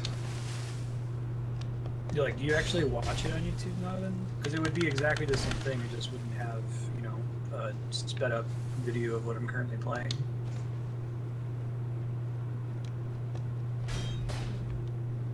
Don't forget to two-hand. I am.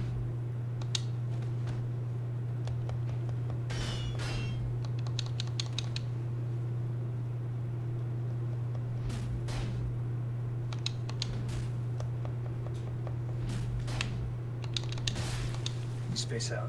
Gotcha.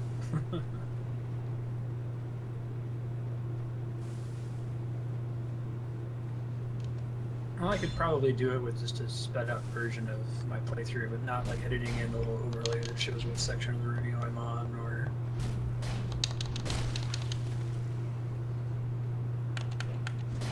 Yeah, he's dual wielding power stancing right now.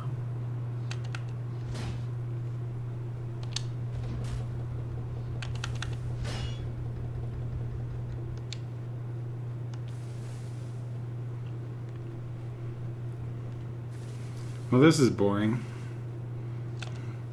Is this Dark Souls PvP?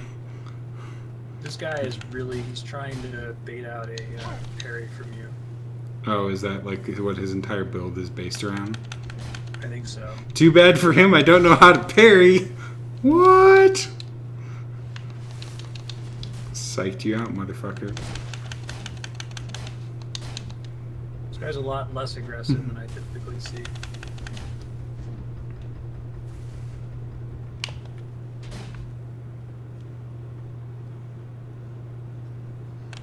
This is what a shield playstyle looks like. It looks boring as hell. Okay, so he's running Yeah. away. Why? Because he's almost dead. He's trying to draw you in a bunch of ads that to kill you. Nicely done. Enemy, that was a real person too. Who deliberately invaded me. Trip a horse and kill it, but a real person. No, it's honest. There's like an interesting video that tries to explain why some people who don't like Dark Souls got into Bloodborne, and the argument is that there aren't shields in Bloodborne, and depending on your playstyle with shields, like you can have a really turtly, kind of boring playstyle. You can also do it in a way that's still fun, I think. You can do that in Bloodborne, or you can't do that in Bloodborne? There are no shields in Bloodborne. You cannot possibly do it shield Okay. playstyle, so you have to learn to dodge. And so people will play Bloodborne who didn't like Dark Souls and be like, this is the same game, why do I like it so much? It's because you actually had to like learn the fights, and you couldn't just hide behind the shield the whole game. So was the problem really that they found the shield defense early on in Dark Souls and then tried to play the game that way? Right, and never adjusted. Okay. Because I don't remember ever using a shield that much. Sometimes I did, but I wasn't good at it. Yeah, you chose not to. I did the same thing. Come on, come on, come on. Yes. I think it depends on the fight and the way you're using it, Sornus. Like, you can totally use shields in a way that's interesting and fun. I've watched people do it. But I could see why people would not be attracted to the game, you know.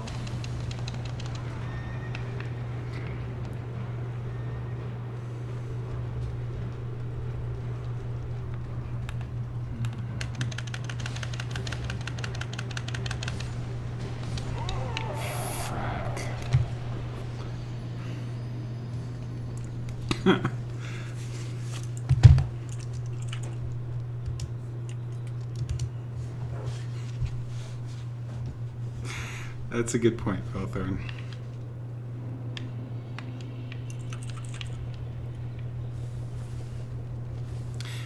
Well, and I agree, Sarnas. I had a really heavy armor build in Souls 1.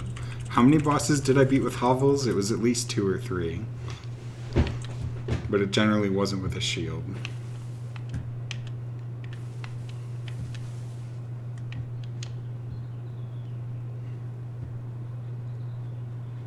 So I go in there, I get hit by skeletons, I kill the skeletons. Nice, thank you, Marstead. I then have to go kill the first summoner, kill more skeletons. I mean, I wouldn't kill the skeletons when you first get in there because she just resummons them.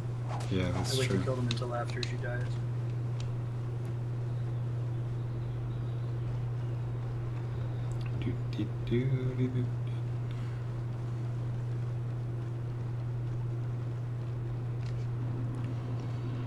Yeah, I agree, Specky. I think a lot of players will end up in that for some fights, especially like for kings.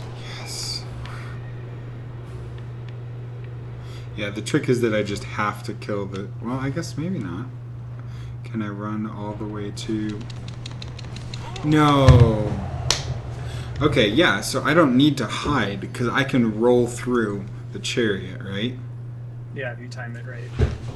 I wonder how hard that's going to be.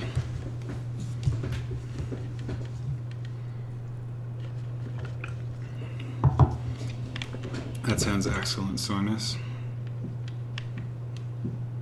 275 times.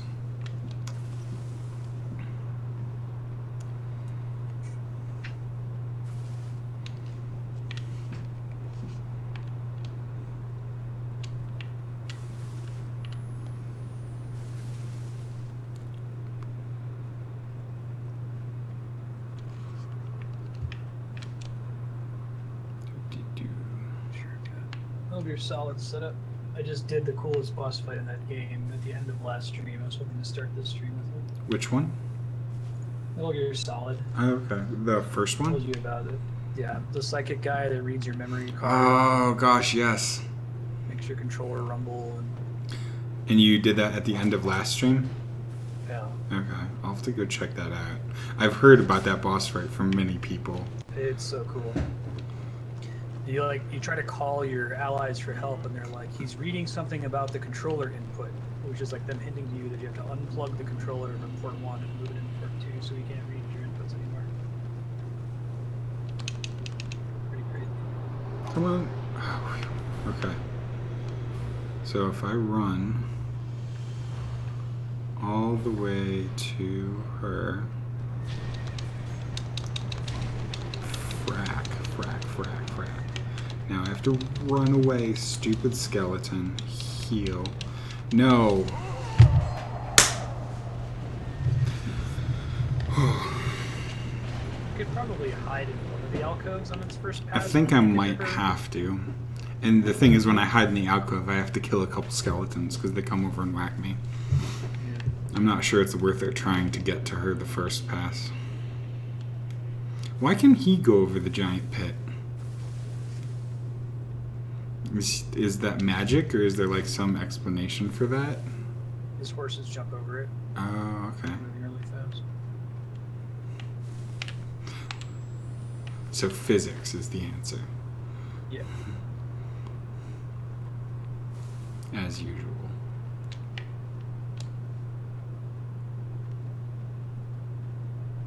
I think you're right, Spiky. The debate was over whether it's worth killing the skeletons or not. And I think I think it's possible to make it to her if you can time the roll, but that's really hard. Well, I also am just, I think, gonna get hit by a skeleton or two on the way, which may or may not be worth it.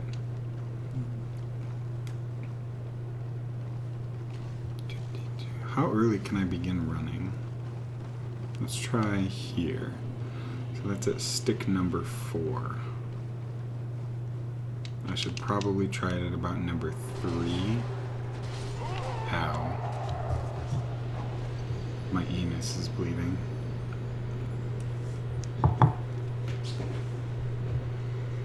Yeah, you did it a little early.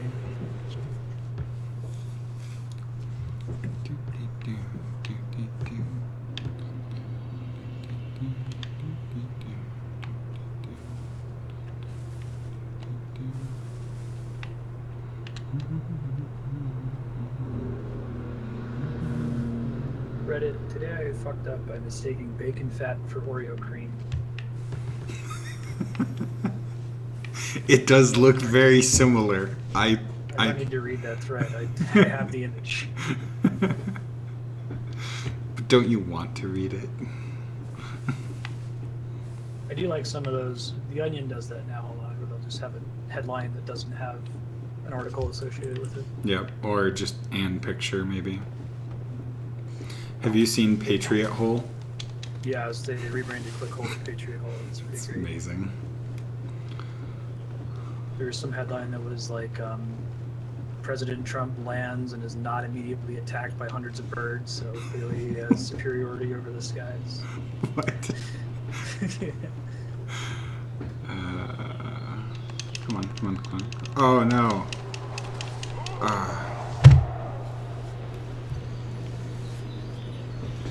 Why? At that time, I think we ran too late. I think you're right. I think monocons, that might be the right idea. I've already got one of them dead. That's spiky, that's perfect. Jurisprudence fascist gets on. Oh man. That headline makes me very happy.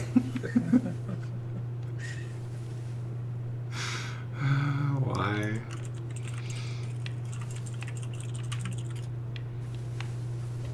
I didn't get a chance to look at the budget a whole ton earlier this morning because I had a toddler. Did you get to see what sort of DOE funding was cut? Was it like their science stuff that Andrea does, or do we not know? I don't think yet? they've drilled into Specifics. Particular. Okay. Yeah. Mm-hmm. I mean, they're not drilling into Anything. how they expect their tax cut to be revenue neutral. I don't think we're gonna get. Just a conservative assumption. Right. With a double entendre there. You know, my favorite Onion headline, I think, is "Shame-faced man stands stock still as acquaintance zips up backpack for him." It's a good one. There was a recent article that I loved. It was I don't know if you've followed their coverage of Biden, but when last seen, Biden was feeding chickens to alligators out of his swamp boat in the Everglades of Florida. They had 5 paragraphs where the writer went out and tried to find him and ask him if he cared about anything going on in politics, and he was like, "Nah, man, just come here and feed a chicken to an alligator. It's great." Oh yeah. I love that. Some of that Biden stuff is really good for that there. No, right, Six Gun, exactly. There's that fantastic poll that they sent out to 37 topic economists saying, is it possible for a tax cut of this magnitude to be revenue neutral? And 35 out of 37 said strongly disagree, it is not possible. 2 said strongly agree, and when asked for comment, they're like, oh, we picked the wrong answer, we didn't strongly disagree. Did you have a source for that? Because that sounded really suspicious. Yeah, I'll link you to it. Okay. I mean, I guess they're professors. Maybe they don't have time for polls. But the fact that you just got your response wrong, I'm like, really?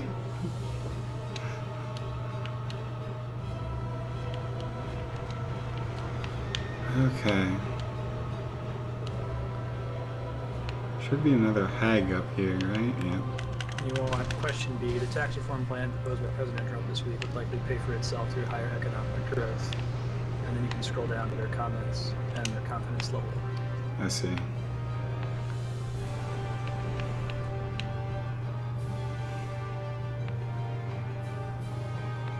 Now, is the chariot gonna come around again?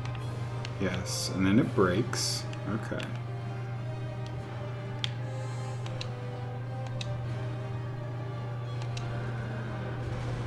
Ow. Ow. Rare horse.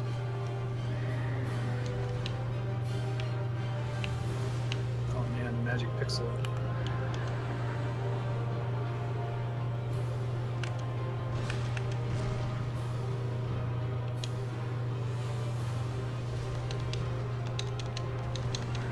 Ow.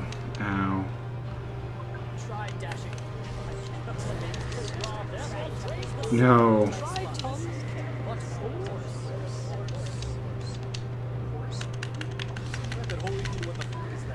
What's the best you've done in that fight?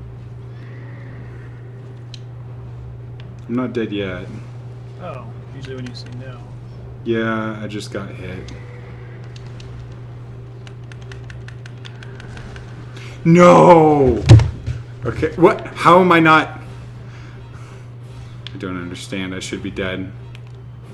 You have the heal miracles. You can go I know, away. I know.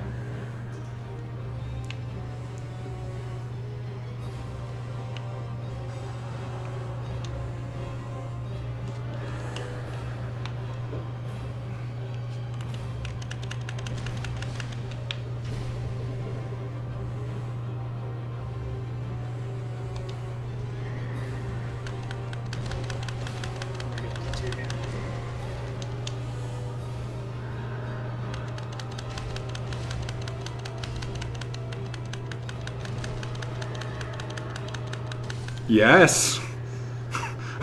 Oh my gosh. Would have been good with the heart rate monitor. Yeah, I did not expect to win that one. Having to run off and do the heal miracle. Well done. GG. Whew. That was satisfying. How about a heal miracle?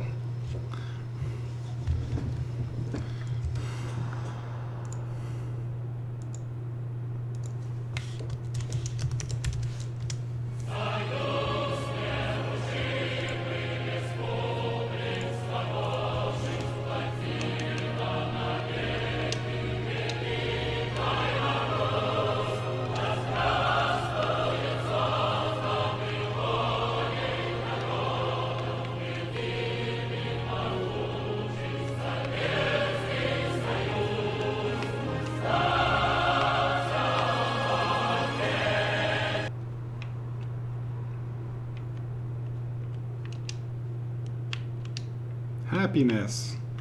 Happiness. Yes, please. Rate message up.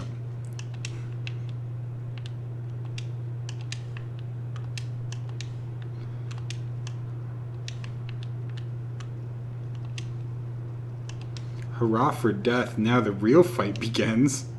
What does that even mean? Should I go back and like level up? Can I get back here easily? Are you accidentally muted? I'm going to go back because I don't want to lose my 22,000 souls.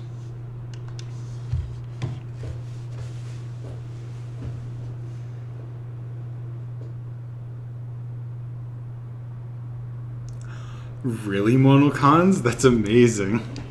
I love that there's stuff like that in these games.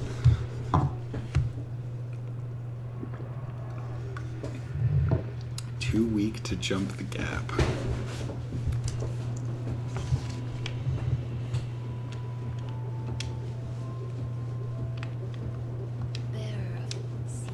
I'm going to level up my R1 spam.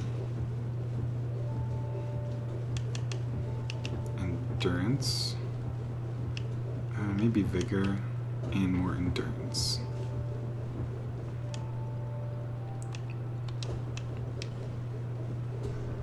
See you, monocons. Thanks for tuning in. Okay.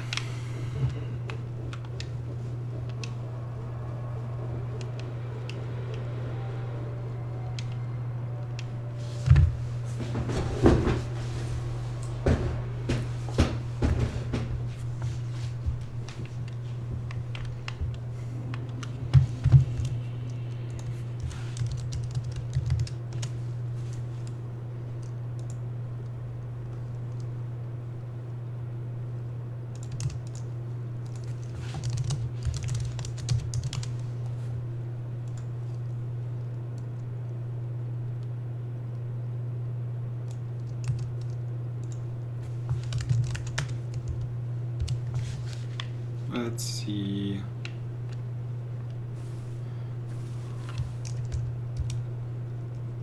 Marsted, if you're hearing this, I can't hear you at all. I'm not sure if you're off or whatnot.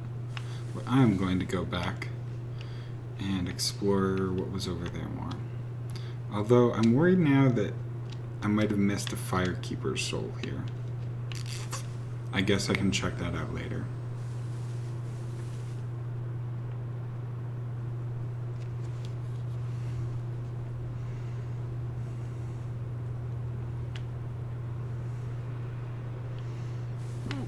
Yeah, that sucks, Sarnis. I can totally understand getting burnt out on that. Yep. I took like a 4-month or so break from Facebook. Me too. And I'm not on it as much anymore. For extra fun, I had a friend get fired for being gay yesterday. That kind of sucked. You got what for being gay? Fired. What? How? Where? What? Yep. So everybody hates him because he is a devout Catholic and gay and celibate. So some people hate him for being Catholic and celibate. Some people hate him for being gay and like not hiding that. It looks like he got fired from a teaching position at a university in D.C., a Catholic university, because some parents basically badgered the university until they fired him. And I was searching for how can that possibly be the actual reason, but it was a Catholic university. That makes sense. Correct. And it's dubious as to whether or not it was legal. It's not legal in D.C. There are still states where it is legal. There may be a religious freedom exemption. I don't know. But I don't think he wants to fight the legal battle anyways. Yeah, it would be too exhausting to even attempt. That really sucks though. Oh, were you roommates with him, Nadvin? I didn't know that. Yeah, he's a really great guy. It just sucks.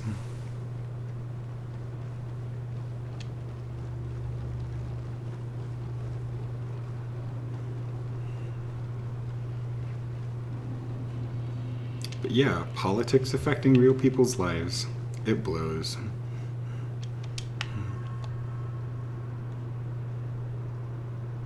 That's exactly it, Sornus, is like there's no point. And if you do sue, that might actually hurt your job prospects. Because like, I don't know if he's got a PhD in theology or philosophy. I think it's theology. But like his job prospects are largely teaching theology at Catholic universities, and suing one of them probably isn't going to be great for your job prospects in the future, as unfair as that is. Yeah, it's something that really frustrates me that, you know, a lot of people will hand wave away a lot of protections by saying, oh, well, if you get screwed, then you should just sue. But just the mental energy burden, not even considering the financial burden of pursuing something like that. Bonfire. Exciting. Normal people can't afford to do it. Right. The only people who can afford to do it are the people who are doing the oppressing. Well, and it's good because there are a couple other Catholic universities in town that are like trying to find classes that he can teach and help him out, it sounds like. But it's just a shit situation. Fatty ahead.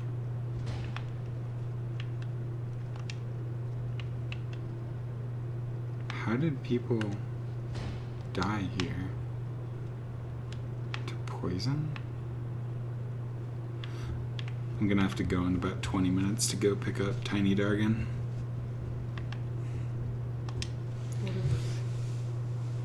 Did you notice the NPC in this room? I did. I'm talking to him now.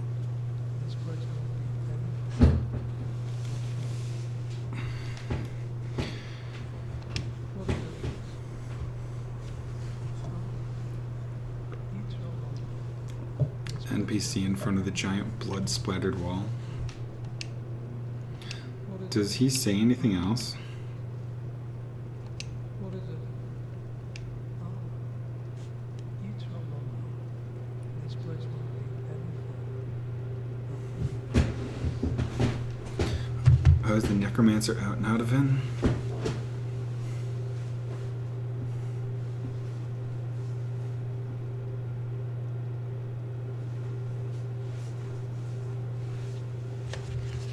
This guy won't talk to me at all. Will he talk to me more later? There's a private beta. I think I got the invite, but it was while we were moving, so I haven't checked it out. Okay. For the necromancer. I'm tempted to kill him just because he's a dick. I think this guy is a PvP covenant. There's all the blood everywhere. Okay.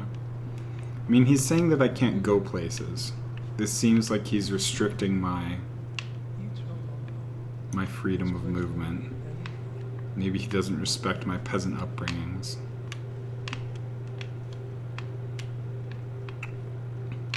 Is there anywhere else to go here?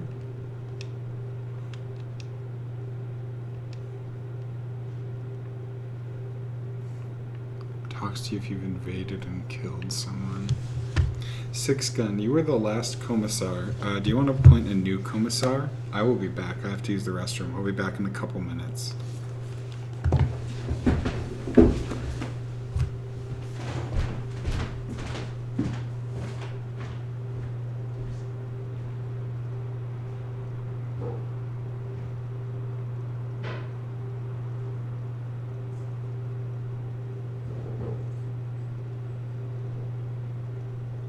So this is a dueling arena. I guess I'll wait until Bruski gets back.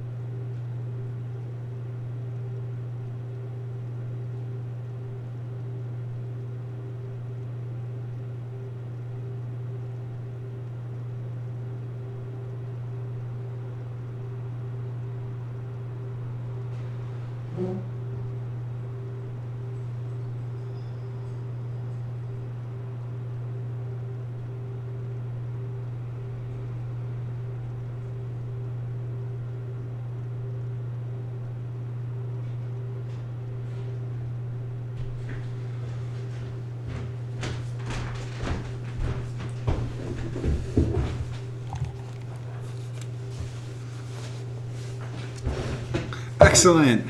Congrats, Spiky, on your promotion to commissar. This NPC says, what is it?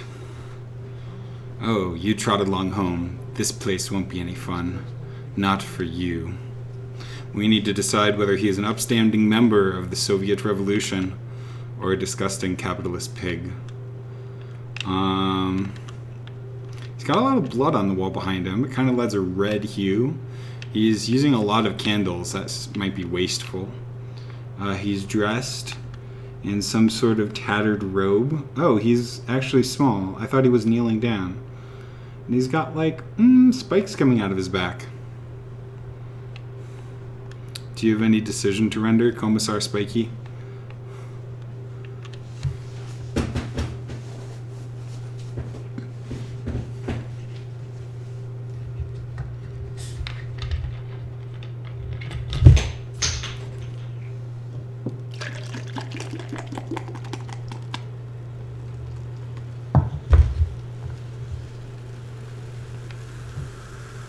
How would you say duels fit into the communist ideal?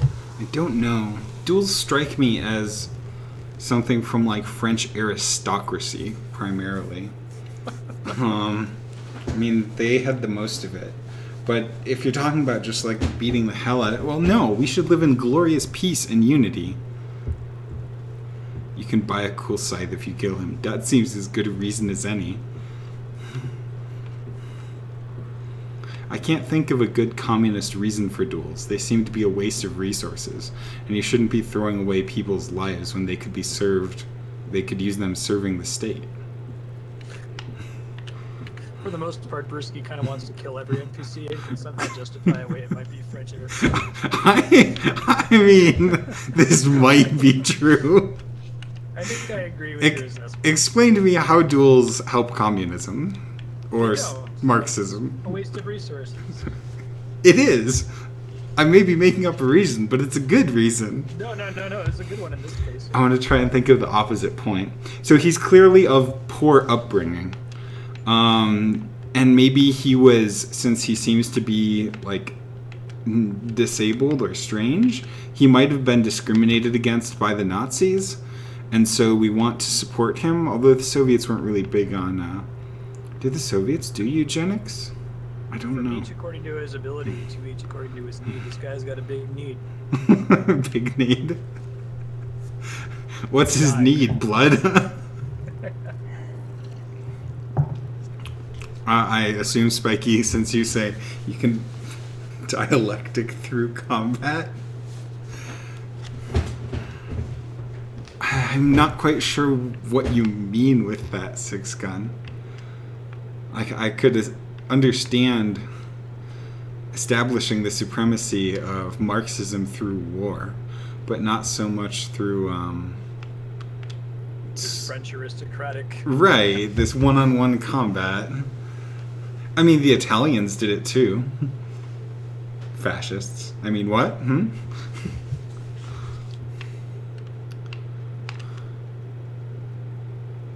I think Spiky is ruled.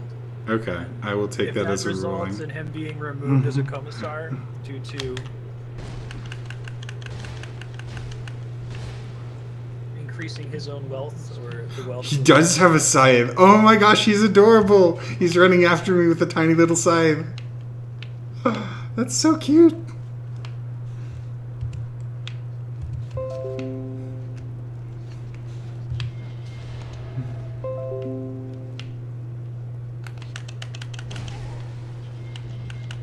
No, I didn't. I got hit.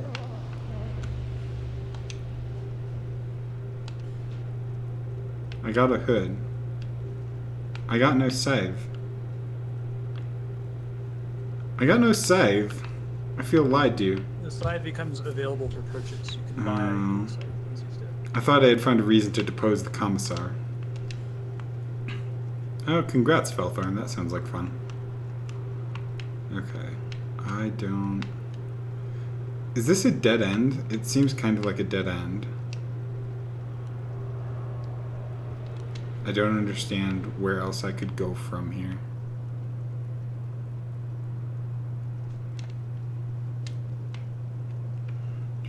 Do you know where the Firekeeper shard is in the Huntsman's place? Huntsman's Copse?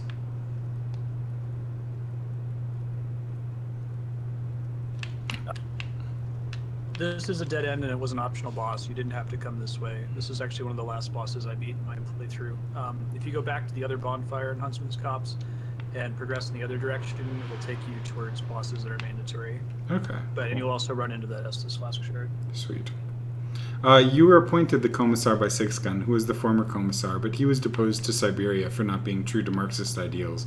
I can't remember why. It was like 3 or 4 weeks ago.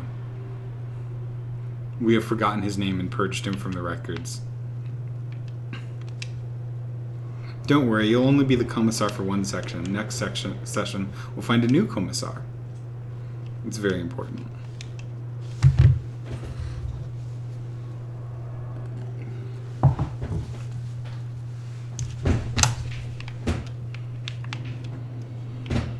Okay, so I went to the right. And I could go to the left across the bridge or something. I already went to the end of that peninsula.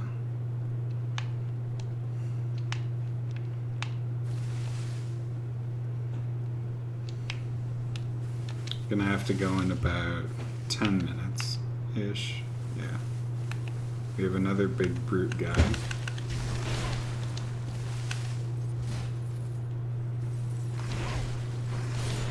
Ow. That was shameful.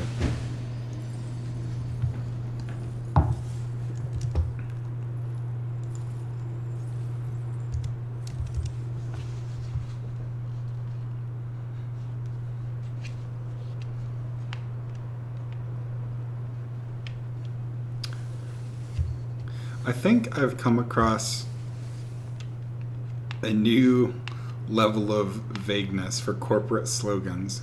Got an email from a guy at CarMax. The slogan at the bottom was "Drive what's possible." What does that even mean? I don't know. Drive what's possible. And the frightening thing is that's like, there's not like some guy in marketing that went with that and everyone was like, okay, let's do it. Like that was committed over the course of months and months of meetings and meetings and meetings. Of turning down alternatives. Like that's the best they could come up with. Right. After much effort. I think I understand, like, we're affordable maybe, but drive what's possible. Huh?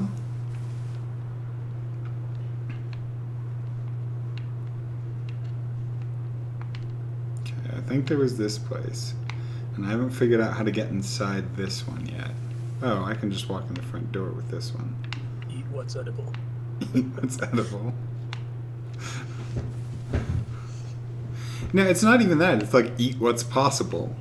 Like it's not even something specific, like drivable or something. It's just, man. Corporate America.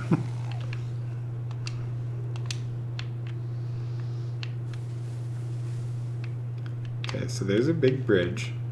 I presume since this area is called the bridge approach, approaching the bridge might be a good idea. I thought they were referring to the other bridge, the long bridge that I took, the rickety one. It doesn't look like I can get in here yet. There's a lever in there though, so that could be important. Oh, here we can go. Slash ahead. Well, let's wait. Okay, lever pull. Yeah, that should really concern you, Nadavan. Hi, puppy. Ow.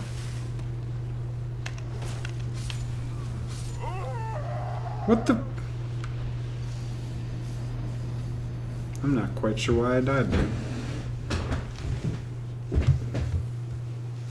I think I might have gotten a knife thrown at me from the other guy. Confusing to say the least.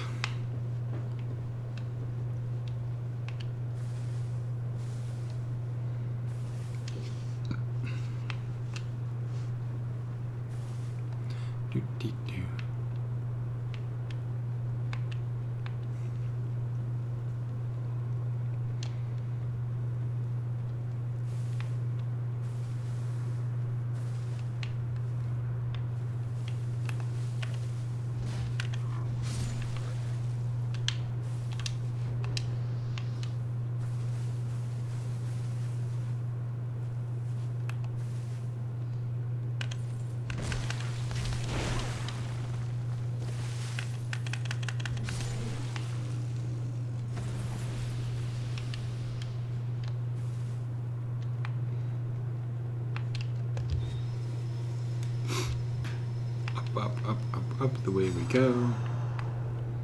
Oh, is there something down over here? I don't think so.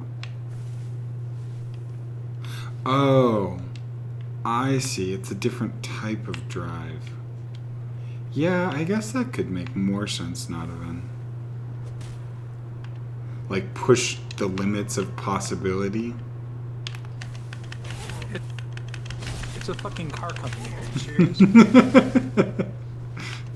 Like McDonald's saying, like, chase your dreams with this large fry. Fuck you. I don't know. I might have dreams about a large fry. That sounds like a good dream.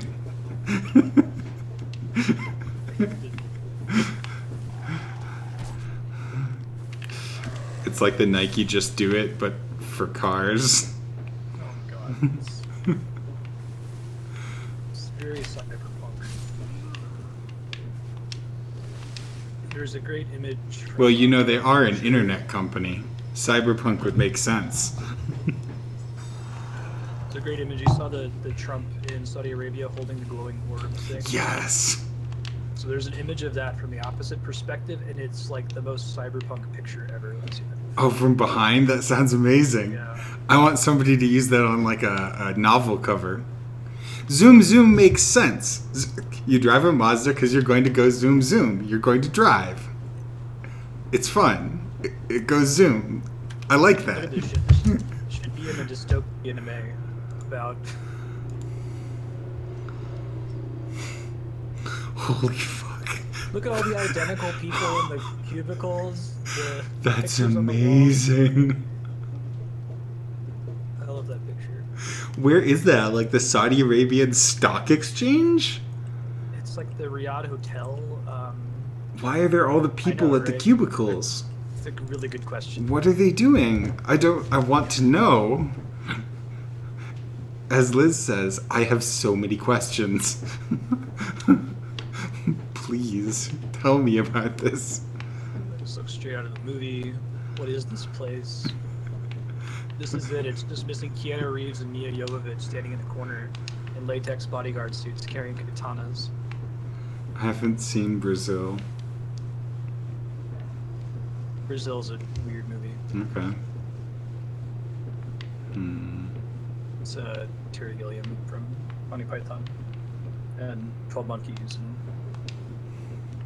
Oh, I got a Titanite shard. Yay! And a magic mace. And a dead skeleton.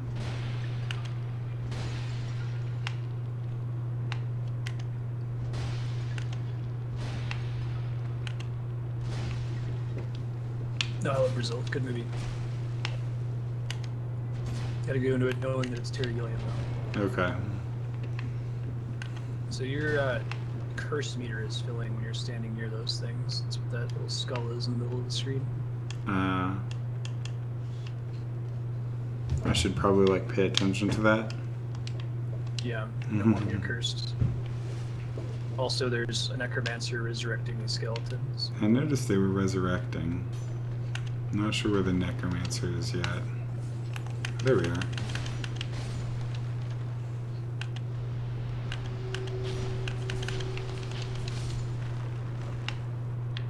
Time Bandits is pretty weird too. I've seen Time Monkeys Bandits. is probably That was his hilarious. most accessible movie. Yeah, it's a good film. Damn to touch it, it's concentrated. Is Time Bandits the one that has the nick, or is that Time Chasers? Jonathan would know. Oh.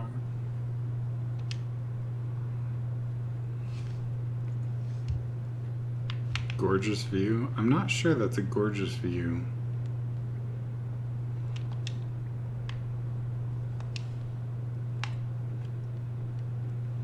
What's down there? Is there more stuff?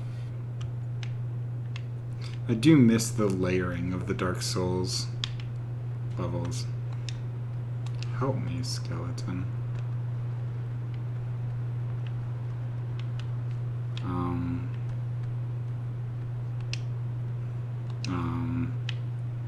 Oh, this is less than helpful. I killed the skeleton. Still can't get in. Skeleton got raised.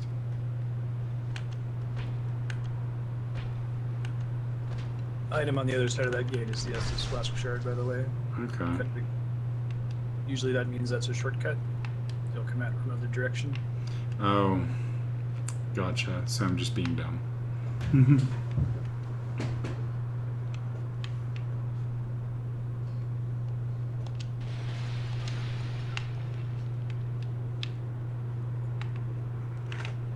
Doop-a-doo. Doop-a-doop-a-doo. Whoa. Okay, I managed to find another way.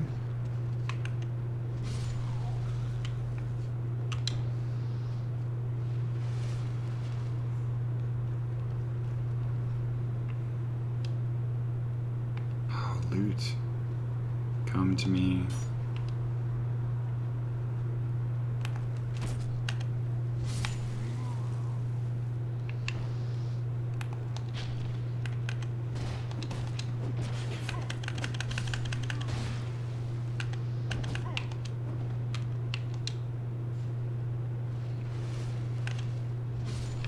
There we go.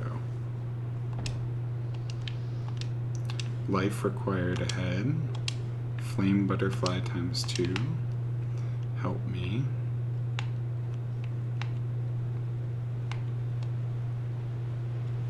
Oh, that bridge is down. Holy cow.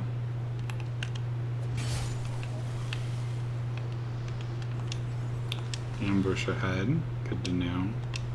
Try jumping. How about no? Ah,